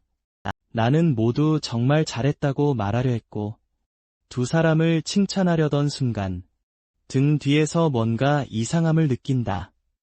뒤돌아보니 김민재가 이미 내 머리에 권총을 겨누고 있었고 표정은 매우 심각했다. 그런데 곧 미소를 지으며 말한다. 비켜줄래? 내가 내 표적을 가리고 있어. 나는 어이가 없었다. 나를 쏘려는 줄 알았잖아. 다음 순간 김민재가 즉시 두 발을 쏜다. 몬스터를 맞추며 이는 몬스터에게 마이크로칩을 심는 것이었다. 임무가 끝나 안전이 확보되면 그와 계약한 회수업자들이 와서 수거할 것이다. 이른바 회수업자란 시체에서 부산물을 직접 회수하는 사람들이다. 그래서 칩을 심어두면 임무가 끝났을 때 그들이 와서 시체를 처리하고 가치 있는 것들을 전부 회수한다. 그 다음 가치를 매기고 팔아서 이익을 나눈다. 계약서에 적힌 수수료를 가져가고 나머지는 전사한 헌터의 가족에게 돌아간다. 나는 그에게 그 사람들이 믿을 만하냐고 물었고 그는 걱정 말라며 좋은 회수업자를 구해 계약하는 게 중요하다고 한다. 우리가 이야기하는 사이 몬스터 하나가 나무 위에 숨어 나를 노려본다. 다음 순간 그 몬스터가 갑자기 우리를 습격하고 땅의 잔해가 사방으로 튀어오른다. 그 순간 나는 김민재를 붙잡고 현장을 벗어난다. 그렇지 않으면 우리 둘 다 크게 다쳤을 게 분명했다. 안전거리까지 빠진 뒤 나는 김민재를 바닥에 던지고 그 몬스터를 돌아본다. 김민재는 어이가 없다는 듯했다. 큰 무리 하나를 처리했는데 또 하나가 나타나다니. 그 몬스터는 역겹게도 이를 드러내고 희죽웃고 내 표정은 단숨에 굳어졌다. 보아하니 이 괴물은 아까 그 잡몹들의 우두머리인 것 같다. 괴물이 한번 포효하자 숲 전체가 그 울음으로 메아리 친다. 부하들을 부르는 건지 누가 알겠어. 나는 속으로 욕했다. 젠장. 아까 부하들이랑 같이 덤볐으면 됐을걸. 왜 이제 와서 혼자 우리 셋을 상대하려 드는 거야. 죽고 싶어서. 우두머리 괴물의 입에서 캐캐캐 기괴한 웃음이 새어나왔고 나는 그에게서 만화를 느꼈다. 아까의 허접한 놈들이랑은 급이 전혀 달랐다. 나는 다른 두 팀원에게 크게 외쳤다. 절대 끼어들지 마. 이건 내가 혼자 처리한다. 이 괴물은 힘이 엄청나. 만약 추격당하면 우리 셋 다 못 도망쳐. 두 사람은 잠시 얼어붙었다. 강한 괴물은 셋이 협공해야 하는 거 아니냐는 표정이었다. 하지만 내 목소리가 그들을 끊었다. 한 번만 말한다. 지금 후퇴해. 머리랑 몸이 따로 놀게 해서 집에 돌아가고 싶어. 그 말에 두 사람은 순식간에 얼어붙어 버렸다. 너무 무서운 말이었으니까. 나는 손에 든 창을 휘두르며 말했다. 내 말 듣고 빨리 빠져나가. 나 혼자 있는 게 오히려 처리하기 쉽다. 그래야 아무 걱정 없이 전력을 낼 수 있으니까. 나는 포효했다. 덤벼봐. 이 빌어먹을 박쥐 우두머리 녀석아. 나는 박쥐 우두머리와 격돌했다. 한상아가 도우러 나서려 했지만 김민재가 그녀를 막았다. 지금은 돕지 마. 오히려 발목만 잡을 뿐이야. 그리고 겉보기엔 그가 박쥐 우두머리에게 밀리는 것 같지만 사실은 아니었다. 박쥐 우두머리의 공격이 단 한 번도 맞지 않았으니까. 옷자락조차 스치지 못했다. 게다가 한상아도 뭔가를 알아챘다. 내 속도와 날카로운 관찰력이 경이로울 정도라는 걸. 만약 내가 싸운다면 아마 저 창을 피하지 못했을 거야. 그 순간 나는 허리를 비틀어 우두머리의 공격을 또다시 피했고 피하는 동시에 반격까지 날렸다. 내 창끝이 닿는 곳마다 검은 불꽃이 그림자처럼 따라붙었다. 그 불꽃이 쌓일수록 괴물의 움직임은 점점 둔해졌다. 그래서 내 싸움이 힘겨워 보일 뿐 내 앞에 우두머리 괴물은 완전히 농락당하고 있는 셈이었다. 한상아는 완전히 멍해졌다. 정말 나 같은 초보 헌터가 맞아? 왜 전장에서 구른 베테랑 헌터처럼 느껴지지? 그때 우두머리 괴물이 다시 내게 달려들었다. 나는 웃었다. 타이밍 좋네.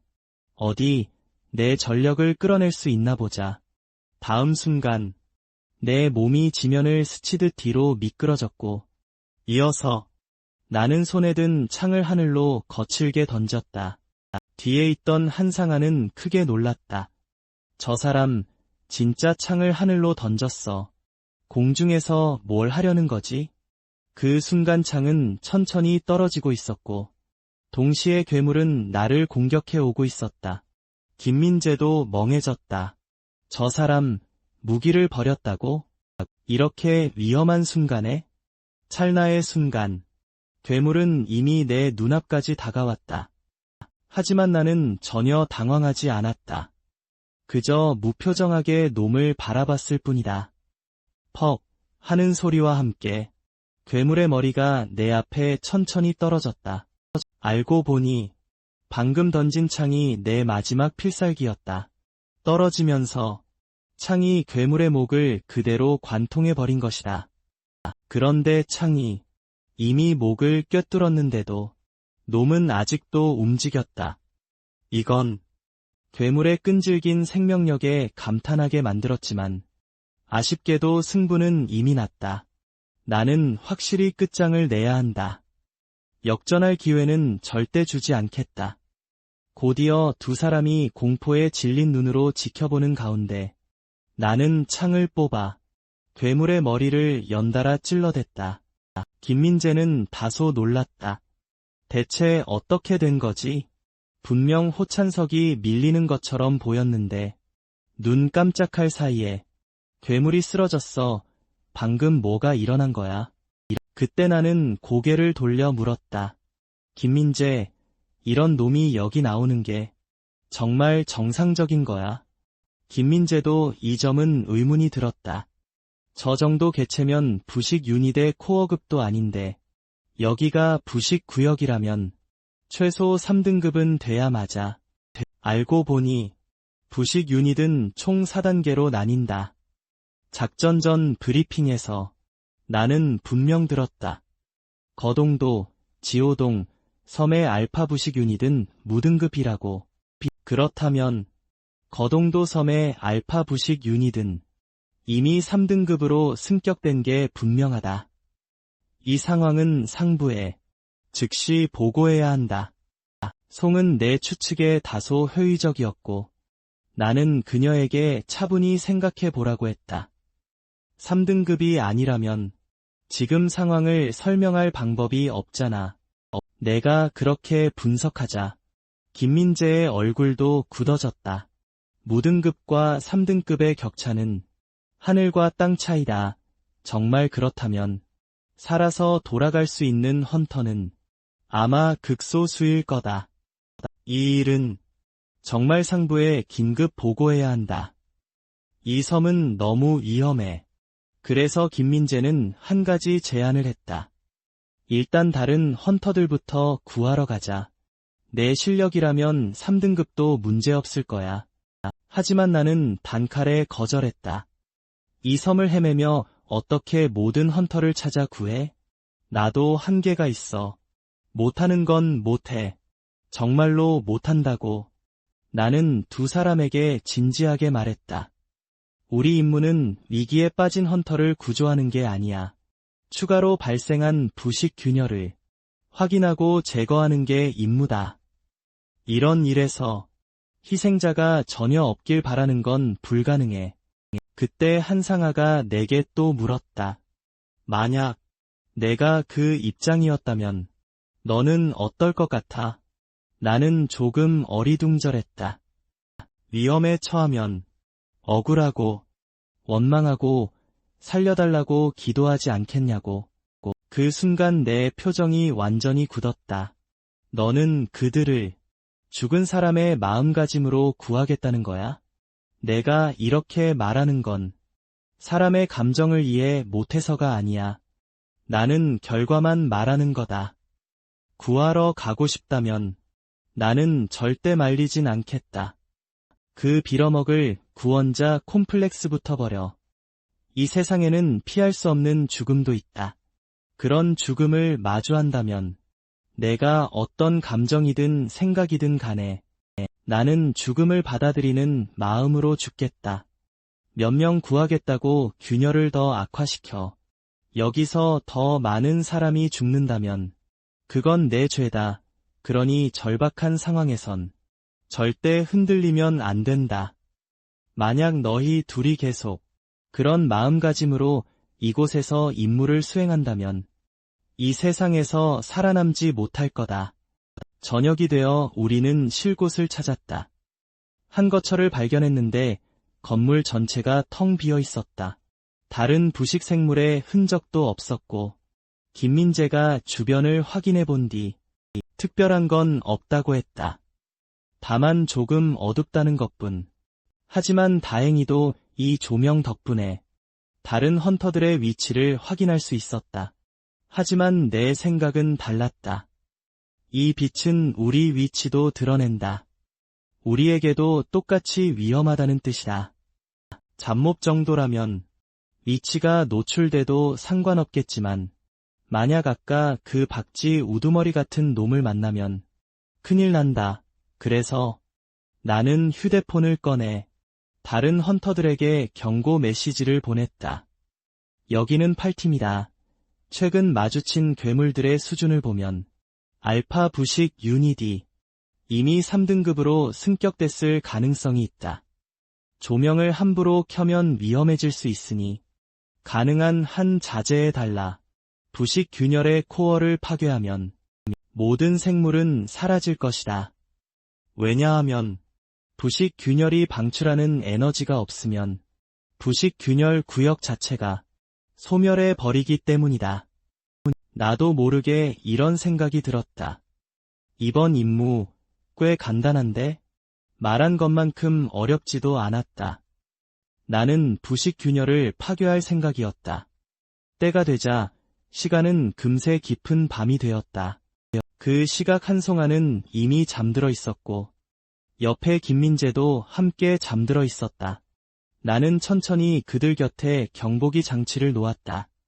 그 장비는 몬스터가 접근하면 경보를 울린다. 그러면 나는 안심하고 다녀올 수 있다. 집을 나선 뒤 내 몸은 숲속을 재빠르게 가로질렀다. 다행히도 작전 브리핑 때 알파의 위치를 확인해 두었으니 이번 작전은 순조로울 거다. 그런데 바로 그때 뭔가 이상함을 느꼈다. 앞쪽에서 기척이 느껴졌다. 나는 급히 멈춰서서 앞을 바라봤다. 익숙한 기괴한 웃음소리가 들려왔다. 너무 순조롭다 싶더니 또 너냐? 다음 순간 나는 망설임 없이 불꽃을 사용했다. 하지만 고개를 돌려보니 내가 상상한 몬스터가 아니었다. 눈앞의 몬스터는 한 번도 본 적 없는 존재였고 크기는 이미 내 몇 배나 됐다. 낮에 상대했던 박쥐 두목과는 비교조차 안 된다. 한편 다른 곳에서는 긴급 상황이 터졌다. 헌터 협회 센터에서 5팀 일부 헌터들의 신호가 끊겼고 사망으로 추정됐다. 이 소식에 운영진은 충격에 빠졌다. 왜냐하면 다른 팀에서도 희생자 보고가 들어오고 있었기 때문이다. 젠장, 대체 방금부터 무슨 일이 벌어지는 거야? 그는 즉시 부하들에게 명령했다. 본부에 지원 요청을 넣고 긴급 구조 요청을 발신하라고. 그리고 해당 지역의 헌터들에게도 긴급 출동 요청을 보냈다. 그런데 또 다른 보고가 들어왔다. 누군가 알파 코어 위치로 접근 중이라는 것이다. 센터장은 즉시 그 사람에게 메시지를 보내게 했다. 당장 멈추라고 전해. 앞에는 극도로 위험한 몬스터가 있다. 하지만 곧 알게 됐다. 알파 코어로 향하는 사람은 같은 팀의 호찬석이었다. 즉, 그가 부식 균열 코어를 처음 발견한 사람이라는 뜻이었다. 센터장은 부하에게 명령했다. 당장 그의 단말에 접속해서 살아있는지 확인해라. 이런 부식 코어의 등급 상승은 지금까지 한 번도 없었던 일이니까. 혼란 속에서도 그가 가장 먼저 발견하고 알파 코어 지역으로 향하고 있다. 면밀히 감시해야 한다. 곧 내 단말에 접속했고 내가 몬스터와 싸우고 있는 모습을 보게 됐다. 싸운다기보다는 거의 목숨 걸고 도망치는 수준이었다. 이 녀석은 내가 상상한 것보다 훨씬 강했고 속도도 엄청나게 빨랐다. 헌터 센터가 내 목소리를 듣자마자 나는 욕을 퍼부었다. 뒤에 따라오는 이 몬스터 너무 강하잖아. 내가 지금 살아있는 게 기적이다. 너희가 미리 배치한 조사 인원은 조사 같은 건 한 거냐? 왜 아무 정보도 못 받았지? 이 개자식들아, 돌아가면 부식 코어를 너희 입에 하나씩 쑤셔 넣어주겠다. 내 말에 그들은 단말을 음소거하고 싶어 했다. 일단 살아있긴 하군. 확인됐다. 지금 내 힘으로는 놈을 죽일 수 없다. 체력을 조금씩 깎아 마지막에 창으로 끝내야 하는데 눈앞에 이 괴물은 상상을 초월했다. 좀처럼 쓰러질 기미가 없다. 낮에 박쥐 두목과 싸우면서 섬의 만화를 너무 많이 끌어다 썼다. 그래서 지금은 평소보다 힘이 훨씬 약해졌고 이 상태로는 섬을 떠날 수도 없다. 서둘러 섬 안에서 만화를 끌어올릴 곳을 찾아야 한다. 바로 그때 내 눈이 번뜩였다. 이렇게 빨리 찾게 될 줄은 몰랐는데 앞쪽 지면에 검은 구멍이 보였다. 나는 망설임 없이 그대로 뛰어들었다. 그리고 뒤에 덩치에게 고개를 돌려 말했다. 빨리 따라와 봐. 저쪽에서 확인할 게 있다. 내가 알파 부식 코어 안으로 들어간 순간 헌터 본부는 내 신호를 잃어버렸다. 이 소식을 들은 센터장의 얼굴이 새파랗게 질렸다. 젠장, 코어 안에 들어와 보니 생각보다 훨씬 깨끗했다. 아까 들은 말로는 무등급이나 3등급 부식 코어는 확산 속도가 그렇게 빠르지 않다던데 1, 2등급은 대체 얼마나 심한 거지? 잠시 후 나는 부식 균열의 틈을 정리했고 이제 남은 건 저 덩치를 상대하는 일뿐이다. 사실 나는 집요한 성격은 아닌데 저 녀석이 계속 건드리면 나도 화가 난다. 나는 천천히 손에 든 무기를 꽉 쥐었다. 패러독스 플레임이 가장 큰 문제는 나를 제외한 모든 생명체에게 번진다는 점이다. 아군도 예외가 아니다. 그게 바로 패러독스 플레임이 공포다. 바로 그때 내 앞에 몬스터가 나타났다. 나는 창을 앞으로 내질렀고 몬스터의 몸통을 거칠게 꿰뚫어 버렸다. 몬스터는 비명을 지르더니 이내 조용해졌다. 나는 피식 웃었다. 끝났군. 그리고 공기 중의 만화를 흡수하기 시작했다. 만화를 몸 안으로 끌어들여 저장하자. 흡수된 만화가 내 몸 구석구석으로 퍼져나갔다. 경맥을 넓히고 더욱 단단하게 만들며 나는 깊게 숨을 내쉬었다. 그런데 숨결 사이로 만화의 흔적이 입 밖으로 새어나왔다. 이 효과는 정말 놀라웠다. 상상 이상이었다. 하지만 바로 그때 하늘에 균열이 생기는 듯했고 나는 두려움 없이 하늘을 올려다봤다. 앞으로 더 싸워야 할 모양이군. 잠시 후 아까와 비슷한 몬스터들이 몇 마리 더 그 균열에서 튀어나왔다. 하지만 늦었다. 내 육체 단련은 이미 끝났으니까. 이제는 전혀 두렵지 않다. 곧 3마리가 나를 향해 돌진했고 나는 창을 휘두르며 말했다. 이 멍청한 것들아. 숫자로 밀어붙여도 이제 소용없다는 걸 모르겠냐. 다음 순간 녀석들은 내가 뿜어낸 만화에 의해 완전히 갈갈이 찢겼다. 옷자락 하나 건드리지 못했다. 지금의 내 힘은 이전보다 몇 배는 강해졌지만 다른 세계에서의 힘에는 아직 한참 못 미친다. 비율로 따지자면 아마 고작 1 정도 회복했을 뿐이다. 그때 갑자기 내 뒤에 그림자가 나타났다. 기습하려는 기척. 뭔가 이상하다. 언제 이게 내 곁까지 다가온 거지? 거의 공격과 동시에 나는 즉시 거리를 벌렸다. 이 몬스터는 인간형 몸에 쥐머리를 하고 있었다. 부식 균열의 코어급은 차원이 다른 존재다. 흥미가 생겼다. 이 수준에서 연속으로 몇 알을 꽂아 넣을 수 있을까? 다음 순간 나는 몸을 날려 돌진했다. 손의 창이 엄청난 힘으로 춤췄고 나는 앞으로 찔렀다. 하지만 눈앞의 쥐머리가 정면으로 막아냈다. 쥐머리는 비웃었다. 너무 느린 찌르기라고. 하지만 놈은 몰랐다. 내 찌르기가 전력 속도가 아니었을 뿐 힘은 잔뜩 실려 있었다는 걸. 놈의 무기에는 금이 가기 시작했다. 나는 놈을 응시하며 천천히 말했다. 쌍월창 첫식, 관통. 다음 순간 놈의 몸은 내 만화에 튕겨나갔고 나는 기세를 몰아붙였다. 이 괴물은 무슨 일이 벌어진지도 몰랐다. 상월창은 내 기술이다. 내 공격 궤적을 따라 푸른 궤적이 생기며 그 궤적은 첫 공격을 완벽히 재현해 4번 더 반복해낸다. 내가 그 궤적을 따라 공격하면 단순히 사연타를 이어붙이는 기술에 불과하지만 내 상월창은 다르다. 이 4번의 겹쳐진 공격과는 완전히 다른 이유는 푸른 궤적이 스스로 적을 공격하기 때문이다.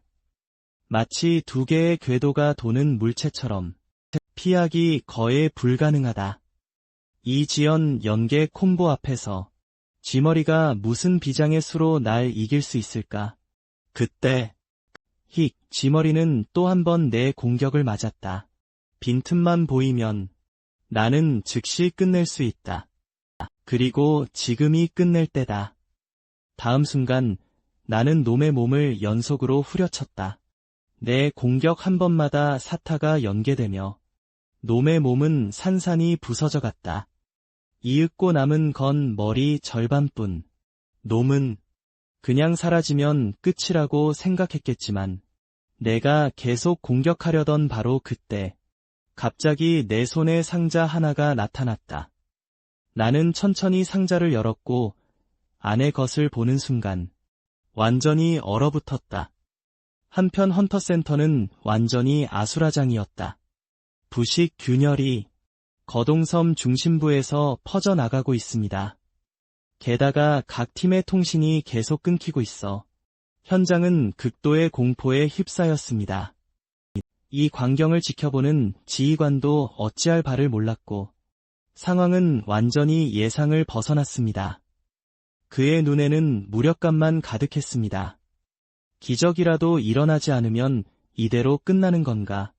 우리는 그저 여기 서서 헌터들이 전멸하는 걸 지켜볼 수밖에 없었다. 그때 부하가 그를 불렀다. 지휘관은 급히 달려가 확인했고 부하는 계속 보고했다. 알파 코어 구역에 들어간 헌터로부터의 메시지입니다. 그는 메시지를 대형 스크린으로 전환했다. 모든 채널에서 내 메시지를 볼 수 있었고 그 메시지는 그들에게 알렸다. 부식 코어 신호 소멸. 헌터들이 마주친 모든 오염 시체 제거 확인, 시체 소멸 확인. 이를 본 지휘관은 도저히 믿을 수 없었다. 눈앞에서 기적이 벌어지는 것을 목격하고 있었기 때문이다. 그때 전송을 마친 나는 깊게 숨을 내쉬고 하늘을 올려다봤다. 별이 제법 많이 보였고 무엇보다 공기가 무척 상쾌했다. 저 세계보다 훨씬 나았다. 2분 전만 해도 균열에서 괴물 무리가 쏟아져 나오고 있었고 한송아와 동료들이 맞서 싸우고 있었다. 그때 한송아는 이미 여러 군데 부상을 입었고 검을 제대로 쥐기도 힘들었다.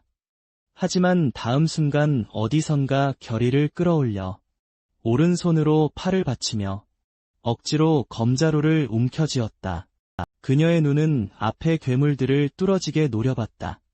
놈들의 수는 나보다 몇 배는 더 많았고 무엇보다도 눈을 떴을 때 그들은 나를 찾지 못했다. 그때 그녀 뒤에서 김민재가 한 선배님 하고 불렀다. 우리 살아서 돌아갈 수 있을까요? 솔직히 좀 무서워요. 그가 겁먹는 것도 무리는 아니었다. 앞에 괴물이 너무 많았고 저 괴물들이 한꺼번에 덮치면 그들은 그대로 짓밟혀 죽을 수도 있었다. 한송아는 뒤돌아 김민재를 힐끗 보았다. 그도 한계에 다다른 듯했다. 살아서 돌아갈 수 있을지, 또 자신이 얼마나 버틸 수 있을지 그녀도 알 수 없었지만 지금은 절대로 쓰러질 수 없었다. 다음 순간 흉측한 괴물이 한송아에게 덤벼들었다. 한송아의 시선은 날카롭게 빛났고 그녀는 몸을 살짝 낮추더니 손에서 번개 같은 힘이 폭발하듯 터져나왔다. 그러나 바로 다음 순간 그녀는 다리의 감각이 사라졌음을 깨달았다. 언제부터 그랬는지도 몰랐지만 무엇보다도 지금 괴물 셋이 동시에 그녀에게 돌진하고 있었다. 김민재는 극도로 초조했지만 도와줄 힘이 이미 남아있지 않았다. 괴물이 한송아의 목을 물어뜯기 직전 김민재는 눈을 감고 싶었다. 그 다음 일을 참아볼 수 없었기 때문이다. 하지만 5초가 지나도 상상하던 비명은 들리지 않았다. 눈을 뜨자 그들은 충격적인 장면을 보았다. 눈앞의 괴물들이 모두 감쪽같이 사라져 있었던 것이다. 재가 되어 흩어졌고 다음 날 나는 거동섬의 헌터 집결지에서 그들과 마주쳤다. 그 광경을 보자 내 얼굴은 순식간에 굳어졌다. 여기서 이렇게 많은 사람이 다칠 줄은 몰랐다. 내가 없는 사이 부식 균열이 폭주했나. 내가 나타나자 모두가 놀란 표정을 지었다. 설마 내가 3레벨 부식 균열을 혼자 정리한 거야. 하지만 내 마른 체구를 보며 사람들은 내가 3레벨 부식 균열을 정리할 수 있을 것 같지 않다고 생각했다. 조금 더 앞으로 가자. 나는 8조의 대원들을 찾았다. 김민재는 충격을 금치 못했다. 내가 부식 균열을 해결할 거라곤 상상도 못했던 것이다. 나는 차갑게 웃었다. 그냥 마음이 몸보다 먼저 움직였다고 해두지. 동료 헌터들을 지키기 위해서 말이야. 일이 이렇게 술술 풀렸으니 이참에 착한 척도 좀 해야겠다. 이전의 악역 이미지는 빨리 벗어던져야지. 그때 뒤에서 누군가가 나를 불렀다. 그는 박종태라 소개하며 한국운영회사의 지사장이라고 했다. 나는 그를 힐끗 보고 물었다. 나를 여기 데려온 사람이 너냐? 그는 나에게 따라오라며 시장이 나를 만나고 싶어 한다고 했다. 이런 식으로 호출당한 게 대체 몇 번째인지도 모르겠다. 사람을 부려먹는 건 이 늙은이들의 공통된 습성인 모양이다. 그러고 보니 문득 떠오른 게 있다. 계약서에는 3레벨 균열을 정리한 보상은 적혀 있지 않았다. 어차피 여기까지 왔으니 값부터 흥정하자.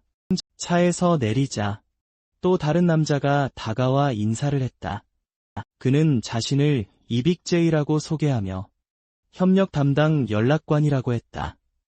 함께 걸으며 그는 내게 말했다.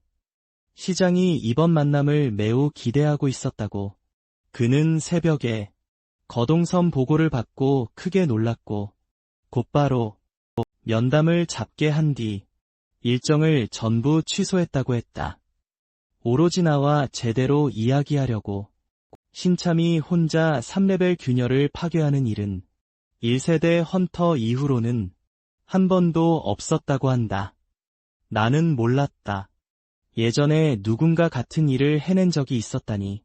그 사람은 분명 엄청난 강자였겠지. 잠시 뒤 나는 시장실에 무사히 도착했다. 통통한 체격의 남자가 내 앞에 나타나며 말했다. 어서 오게. 나는 박기한, 이 도시의 시장이네. 갑자기 부른 점은 미안하네. 그는 나를 카페로 안내하며 앉아서 제대로 이야기하자고 했다. 인천시장으로서 거동선 문제는 그에게 큰 골칫거리였고 비싼 길드 업체를 고용해 처리하는 건 부담이 너무 컸다. 나는 차를 한 모금 마시며 속으로 담담히 생각했다. 이 시장에게서 돈 좀 뜯어내고 싶은데 바로 그때 그가 내가 아직 신참이라는 걸 알자 오히려 나를 자랑스러워하는 눈치였다. 이게 좀 어이없었다. 갑자기 일이 이렇게 흘러가지. 알고 보니 인천은 H국의 핵심 지역 중 하나였고 인천공항의 뛰어난 인프라 덕분에 수많은 물류가 이곳을 거쳐간다. 또한 자유경제구역 사업 덕분에 송도와 청라 같은 국제도시가 많은 해외 투자자를 끌어들였고 그로 인해 선택지가 많아져 인천에는 막대한 자본이 흘러들어온다.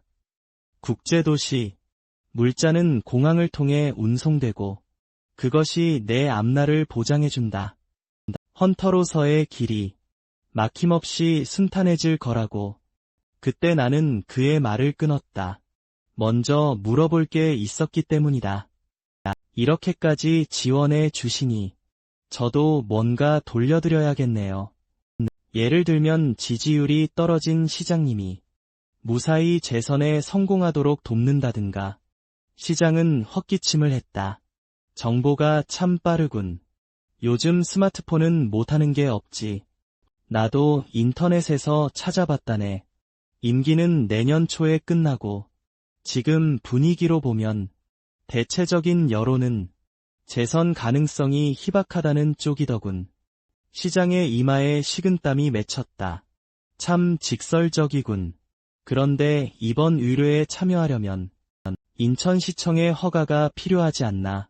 공고에 적힌 것과 달리 신참인 나는 도시에 들어가려면 시장 허가가 필요했다. 그가 일을 잘 처리하면 천재를 발굴한 사람인 양 떠벌릴 수 있고 날 이야기 속에 끼워 넣어 공을 가로채려는 모양이었다.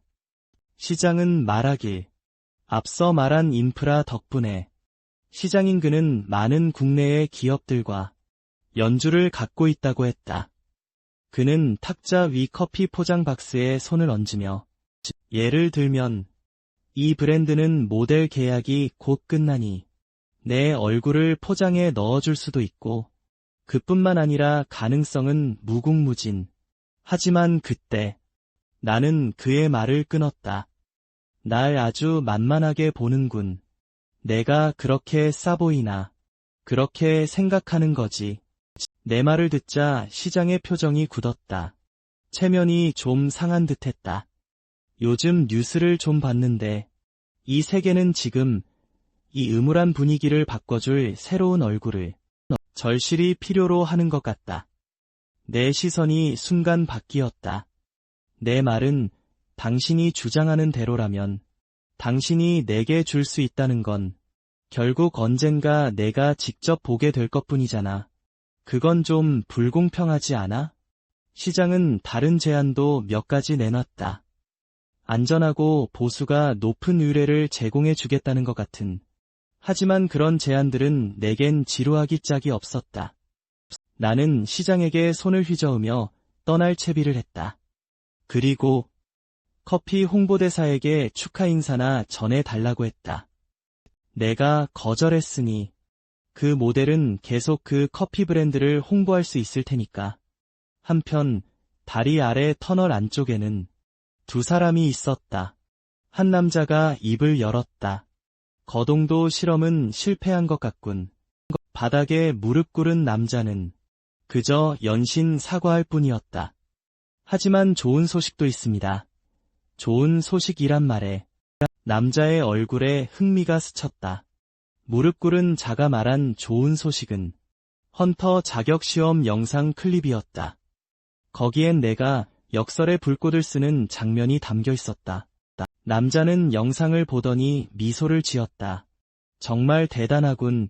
이 신입은 인천 거동도 임무를 마친 뒤 매달 전국 헌터 랭킹은 매월 1일에 다시 집계되어 재정렬된다. 바로 그때가 모두가 가장 기대하는 순간이기도 했다. 매달 연령대와 상관없이 사람들은 이 랭킹 공개를 기다린다. 이번 달 1위가 누가 될지 모두 궁금해하고 우리 헌터들 역시 이 순위를 예의주시한다. 보통은 변동이 그리 크지 않아 대중에게 그저 볼거리 정도를 제공하는 수준이지만 이번만큼은 달랐다. 곧 랭킹 자료가 전달되었고 헌터 협회장에게 올라갔다. 문종태 회장님, 9월 월드 헌터 랭킹 보고서입니다. 검토 부탁드립니다. 또한 전장에서 멀리 떨어져 있는 이선 또한 이 랭킹에 관심을 두고 있었다.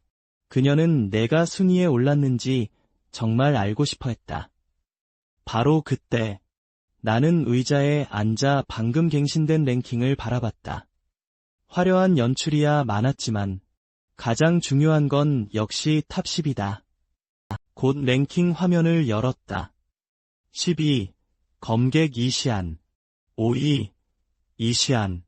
3위. 투척검 김채원. 2위. 화신 최효유.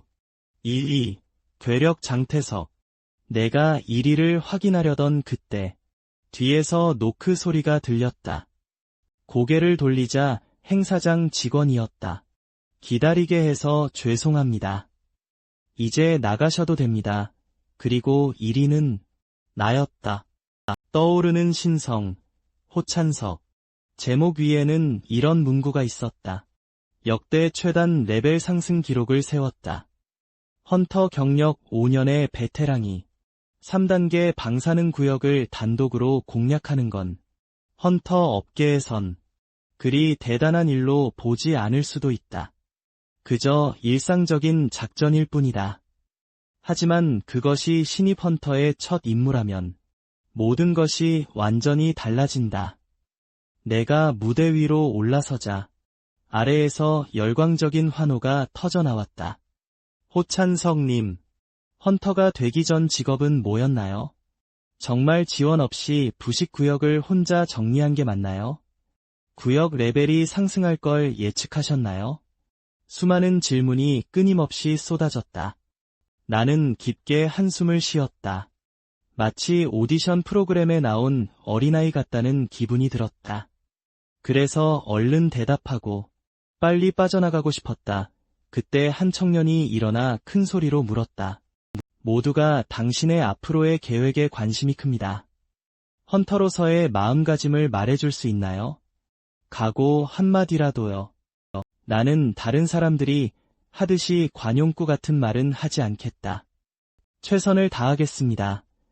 같은 뻔한 말도 안 할 거다. 내가 하고 싶은 말은 결과로 증명하겠다는 것이다. 그냥 내 결과를 눈으로 지켜봐라. 질문에 답을 마친 뒤 나는 헬리콥터에 올랐다. 로마는 거대한 블랙홀이다. 이곳에서는 한때 처참한 전투가 벌어졌다. 내 뒤에 있던 사람이 설명했다. 이 광경은 끔찍하다. 해외 상황도 마찬가지로 심각하다. 부식 구역이 나타난 뒤 대부분의 국가는 행정 기능을 상실했다. 하지만 나라별로 사정은 달랐다. 이 나라는 어떤 조치들로 대규모 참사를 여러 차례 피했지만 다른 해외 국가들은 부식 구역이 생기자마자 순식간에 수몰되었고 나라 전체가 한순간에 사라지기도 했다. 부식 구역에는 8대 위험지대가 있다. 세계에서 가장 위험한 8곳, 그리고 오른쪽에 보이는 게 곤살록이다. 그곳은 몇 년 전 곤살록 부식 구역이 갑자기 나타났고 도심 한가운데서 시작해 거대한 원형태로 바깥으로 계속 확장되었다. 그 속도가 너무 빨라 사람들은 대응할 틈도 없었고 그 결과 그 나라는 멸망했다. 겨우 살아남은 사람도 있었지만 하지만 부식 구역이 되어버린 공간 안에 있던 이들은 대부분 도망치기도 전에 집어삼켜졌다. 그 나라의 소멸은 한 줌의 먼지 같아서 바람이 한번 불자 존재했던 흔적조차 사라졌다. 회장은 창밖을 흘끗 보며 다시 말했다. 국가 영향력 자체는 크게 달라지지 않았지만 부식 구역이 확산되면서 중앙정부의 내부 권력은 크게 약화됐다. 나는 조금 혼란스러웠다. 전에도 정보를 어느 정도 들은 적은 있지만 이게 내가 여기 온 것과 무슨 상관이지? 며칠 전 태백그룹의 이성윤이 나를 찾아왔다. 그는 꽤 불만스러워 보였다. 내가 아직 태백길드에 가입하지 않았다는 게 말이다. 나는 예전에 봤던 그 거구를 떠올렸지만 솔직히 그를 전혀 대수롭지 않게 여겼다. 하지만 회장의 다음 말에 내 표정이 굳었다. 그 이성윤이 당장 내 주소를 알고 싶어 하더군. 이성윤이 거칠게 나왔지만 회장은 내 개인정보를 알려주진 않았다. 하지만 태백의 철학은 약육강식이다.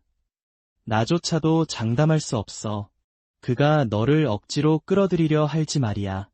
그 말에 나는 곤란해졌다. 왠지 큰일에 휘말린 기분이었다. 그를 대수롭지 않게 여기긴 했지만 지금 내 실력으로는 도저히 이길 수 없다. 하지만 내 최근 행동을 보면 너는 혼자 움직이는 걸 선호하는 것 같더군. 나는 고개를 끄덕였다. 내 성격은 원래 그렇다. 길드라는 이름에 묶이는 건 싫다. 회장은 내게 가방 하나를 내밀었다. 그들의 접근을 막고 싶다면 내 힘을 키워야 한다. 예를 들면 협회장이 제안하는 대형 임무를 맡는 식으로 말이지. 나는 이 회장에게 속셈이 있다는 걸 알았지만 그래도 공짜로 도와주는 건 아니냐. 대가가 뭔지 알고 싶었다. 난 공짜 점심을 믿지 않으니까. 그런데 회장의 대답은 어딘가 익숙했다. 그저 내가 자신이 도와줬다는 걸 기억해 달라는 것. 리시윤과 비슷하다. 나는 손을 뻗어 가방을 받았다. 안에 든 걸 전부 기억해 둬야겠다. 게다가 나에게 손해보는 장사도 아니었다. 회장 명의의 임무라면 내 명성을 쌓는데도 도움이 될 테니까. 그래서 구체적으로 뭘 하면 되죠? 부산에서 난닝으로 가는 화물선을 호위하면 된다. 부식 시대인 만큼 생필품을 운송하는 일도 쉽지 않다. 그런데 생필품이라는 것들을 보자. 나는 완전히 얼어붙었다. 롤렉스 시계가 있고, 고급 도자기, 인삼주, 보이차까지. 더 황당한 건 고급 세단 한 대까지 있었다. 지난 20년 사이에 생필품의 정의가 바뀐 건가 싶을 정도였다. 회장은 말했다. 어떤 사람들에겐 저것들이 생필품이지. 너라면 이해할 줄 알았는데. 하지만 그의 말은 여기서 뚝 끊겼다. 속으로 20년 이란 말을 왜 했는지 생각했지만 도무지 이해가 되지 않았다. 중앙정부가 이미 붕괴한 나라에서 왜 아직도 이런 쓰레기 같은 물건이 필요한 거지? 많은 나라가 부식구역의 침식으로 무너져 가고 있지만 국제 정치는 아직 의미를 잃지 않았다. 결국 이건 관계 유지를 위한 윤활유라는 뜻이고, 즉, 관계를 유지하기 위한 뇌물이었다. 대놓고 뇌물인 셈이잖아. 나는 말하면서 거절하려 했다. 나는 이미 허리에 찬 안전벨트를 잘라냈다. 대통령의 이마에 식은땀이 맺혔다. 잠깐만요. 한국 정부는 이 일을 극도로 중요하게 보고 있습니다. 나는 그를 안심시켰다. 마음 바뀐 거 아니라고. 개인이 정치의 한복판에 말려드는 건 어리석은 짓이니까. 헌터 호찬석. 이렇게 말하면 다소 오만하게 들릴 수도 있겠지만 넌 이제 막 데뷔한 신참일 뿐이야. 보아하니 과도한 관심이 벌써 너에게 독이 된 모양이군. 하지만 다음 순간 대통령의 얼굴에 이해할 수 없는 표정이 떠올랐다. 그가 그런 표정을 지은 이유는 내가 그가 준 것들을 한꺼번에 바다로 던져버렸기 때문이다. 이른바 생활필수품이라는 것들은 내게 전혀 필요 없었다. 오히려 조금 거추장스럽기만 했다. 나는 헬기 문가에 서서 그에게 돌아보며 말했다. 헬기 태워주셔서 감사합니다. 서울까지는 제가 헤엄쳐서 돌아갈게요. 이 말에 대통령의 표정이 그대로 굳어버렸다. 그는 내 사고방식을 전혀 따라오지 못했다. 그리고 다음 순간 나는 앞으로 한 걸음 내딛고 그대로 헬기에서 뛰어내렸다. 나는 몸을 띄워 아래 바다로 뛰어들었다. 대통령은 즉시 출입구로 달려왔다. 정말 자기 힘으로 헤엄쳐 건너겠다는 건가? 첨벙. 내 몸이 바닷물에 닿는 순간 물보라가 크게 일었다. 대통령은 그저 말문이 막혔다. 요즘 젊은 것들은 정말 너무 충동적이야. 시간은 어느새 저녁이 되었다. 내 눈앞에 펼쳐진 곳은 인천항이었다. 인천항의 한 구역에서 누군가 바다 표면을 뚫어지게 바라보고 있었다. 수면이 계속 부글부글 끓어오르는 게 보였기 때문이다. 마치 안에서 뭔가 튀어나올 것 같은 느낌이었다. 다음 순간 손 하나가 물속에서 기어 나왔다. 그 손은 해안가에 이끼 낀 바위를 꽉 움켜쥐었고 이어 내 몸 전체가 올라왔다. 나는 머리카락을 쓸어 올리며 말했다. 정말 죽는 줄 알았네. 진짜 너무 힘들었다. 누가 사람을 그렇게 협박해? 나는 고개를 돌렸고 내 옆에 누군가가 정말로 서 있는 걸 보았다. 그 행위는 천천히 말했다. 무슨 일이 있었는지는 모르겠지만 참 많은 일을 겪었나 보군요. 나는 육지로 올라온 뒤 목표를 다시 정리했다. 지금 내가 해야 할 건 힘을 축적하는 것. 아무도 받으려 하지 않는 귀차는 최하급 의뢰부터 처리하며 이렇게 큰 인물이 되는 거다. 나는 누구에게도 휘둘리지 않을 것이다. 그리고 저 잘난 강자들도 머지않아 내 발밑에 굴복하게 되겠지. 나는 휴대폰을 꺼내 임무 내용을 확인했다. 그중 조금 흥미가 가는 임무가 하나 있었다. 납치 사건이었다. 피해자들은 협회 헌터의 도움이 필요했고 부식 균열의 예상 등급은 대략 1레벨. 나는 공사 장비 위에 앉아 멀리 지는 노을을 바라보았다. 깊게 숨을 내쉬었다. 한동안 바빠지겠군. 어부 구조 임무를 받은 뒤 나는 한상아를 나와 함께 임무에 끌어들이기로 했다. 이번에 상대할 헌터급 몬스터는 탱크급 파괴력을 지녔기 때문이다. 지금 내 힘으로는 쉽게 끝낼 수가 없다. 나는 휴대폰을 열어 임무 요약을 확인했다. 9월 3일 주주프 섬과 통영의 어부들이 새우잡이 성수기를 맞아 출항했지만 이번 조업 중 사고가 발생했다. 헌터급 몬스터들이 섬에 둥지를 틀고 어부들을 먹잇감처럼 모조리 붙잡아 갔다는 것이다. 간신히 탈출한 생존자의 말에 따르면 붙잡힌 어부들은 아직 살아있다. 그래서 이 임무가 발령되었다. 임무 목표는 인지를 구출하고 균열 몬스터들을 제거하는 것. 내가 혼자 성공하면 영웅담 하나쯤은 얻을 수도 있고 명성도 올릴 수 있다. 도전해 볼 만하긴 하지만 이번 작전은 너무 위험했다. 그 몬스터들은 다른 차원에 존재하며 레벨에 따라 레벨 3은 탱크급 파괴력, 레벨 2는 자연재해급, 레벨 1은 더더욱 끔찍해서 국가 전체의 힘이 단 한 개체를 상대해야 한다고 했다. 누구와 팀을 짤지 고민하던 중 임무를 완수하려면 문득 한 사람이 떠올랐다. 그녀라면 분명 문제없다. 시간은 금세 임무 당일이 되었다. 나는 창을 짊어지고 목적지에 도착하기를 기다렸다. 그때 뒤에서 한 소녀가 내 이름을 불렀다. 이 여자가 내 팀원이었다. 한상아, 호찬석, 섬까지 얼마나 더 가야 해? 나는 현재 위치를 확인했다. 대략 1시간쯤이면 도착할 것 같다. 나는 힘을 아껴두라고 그녀에게 말했다. 도착하면 내가 다시 알려줄게. 말했듯 이번 전투는 지난번보다 더 힘들 거야. 그런데 한상아는 내 말을 듣는 것 같지 않았다. 대신 내 어깨에 방어구에 관심이 가 있었고, 이건 아이언잉 엔젤 완갑이잖아. 가죽 트림의 디테일까지 보면 한정판 같은데 어떻게 구했어? 이 방어구는 고물 수집상이 내게 준 선물이었다.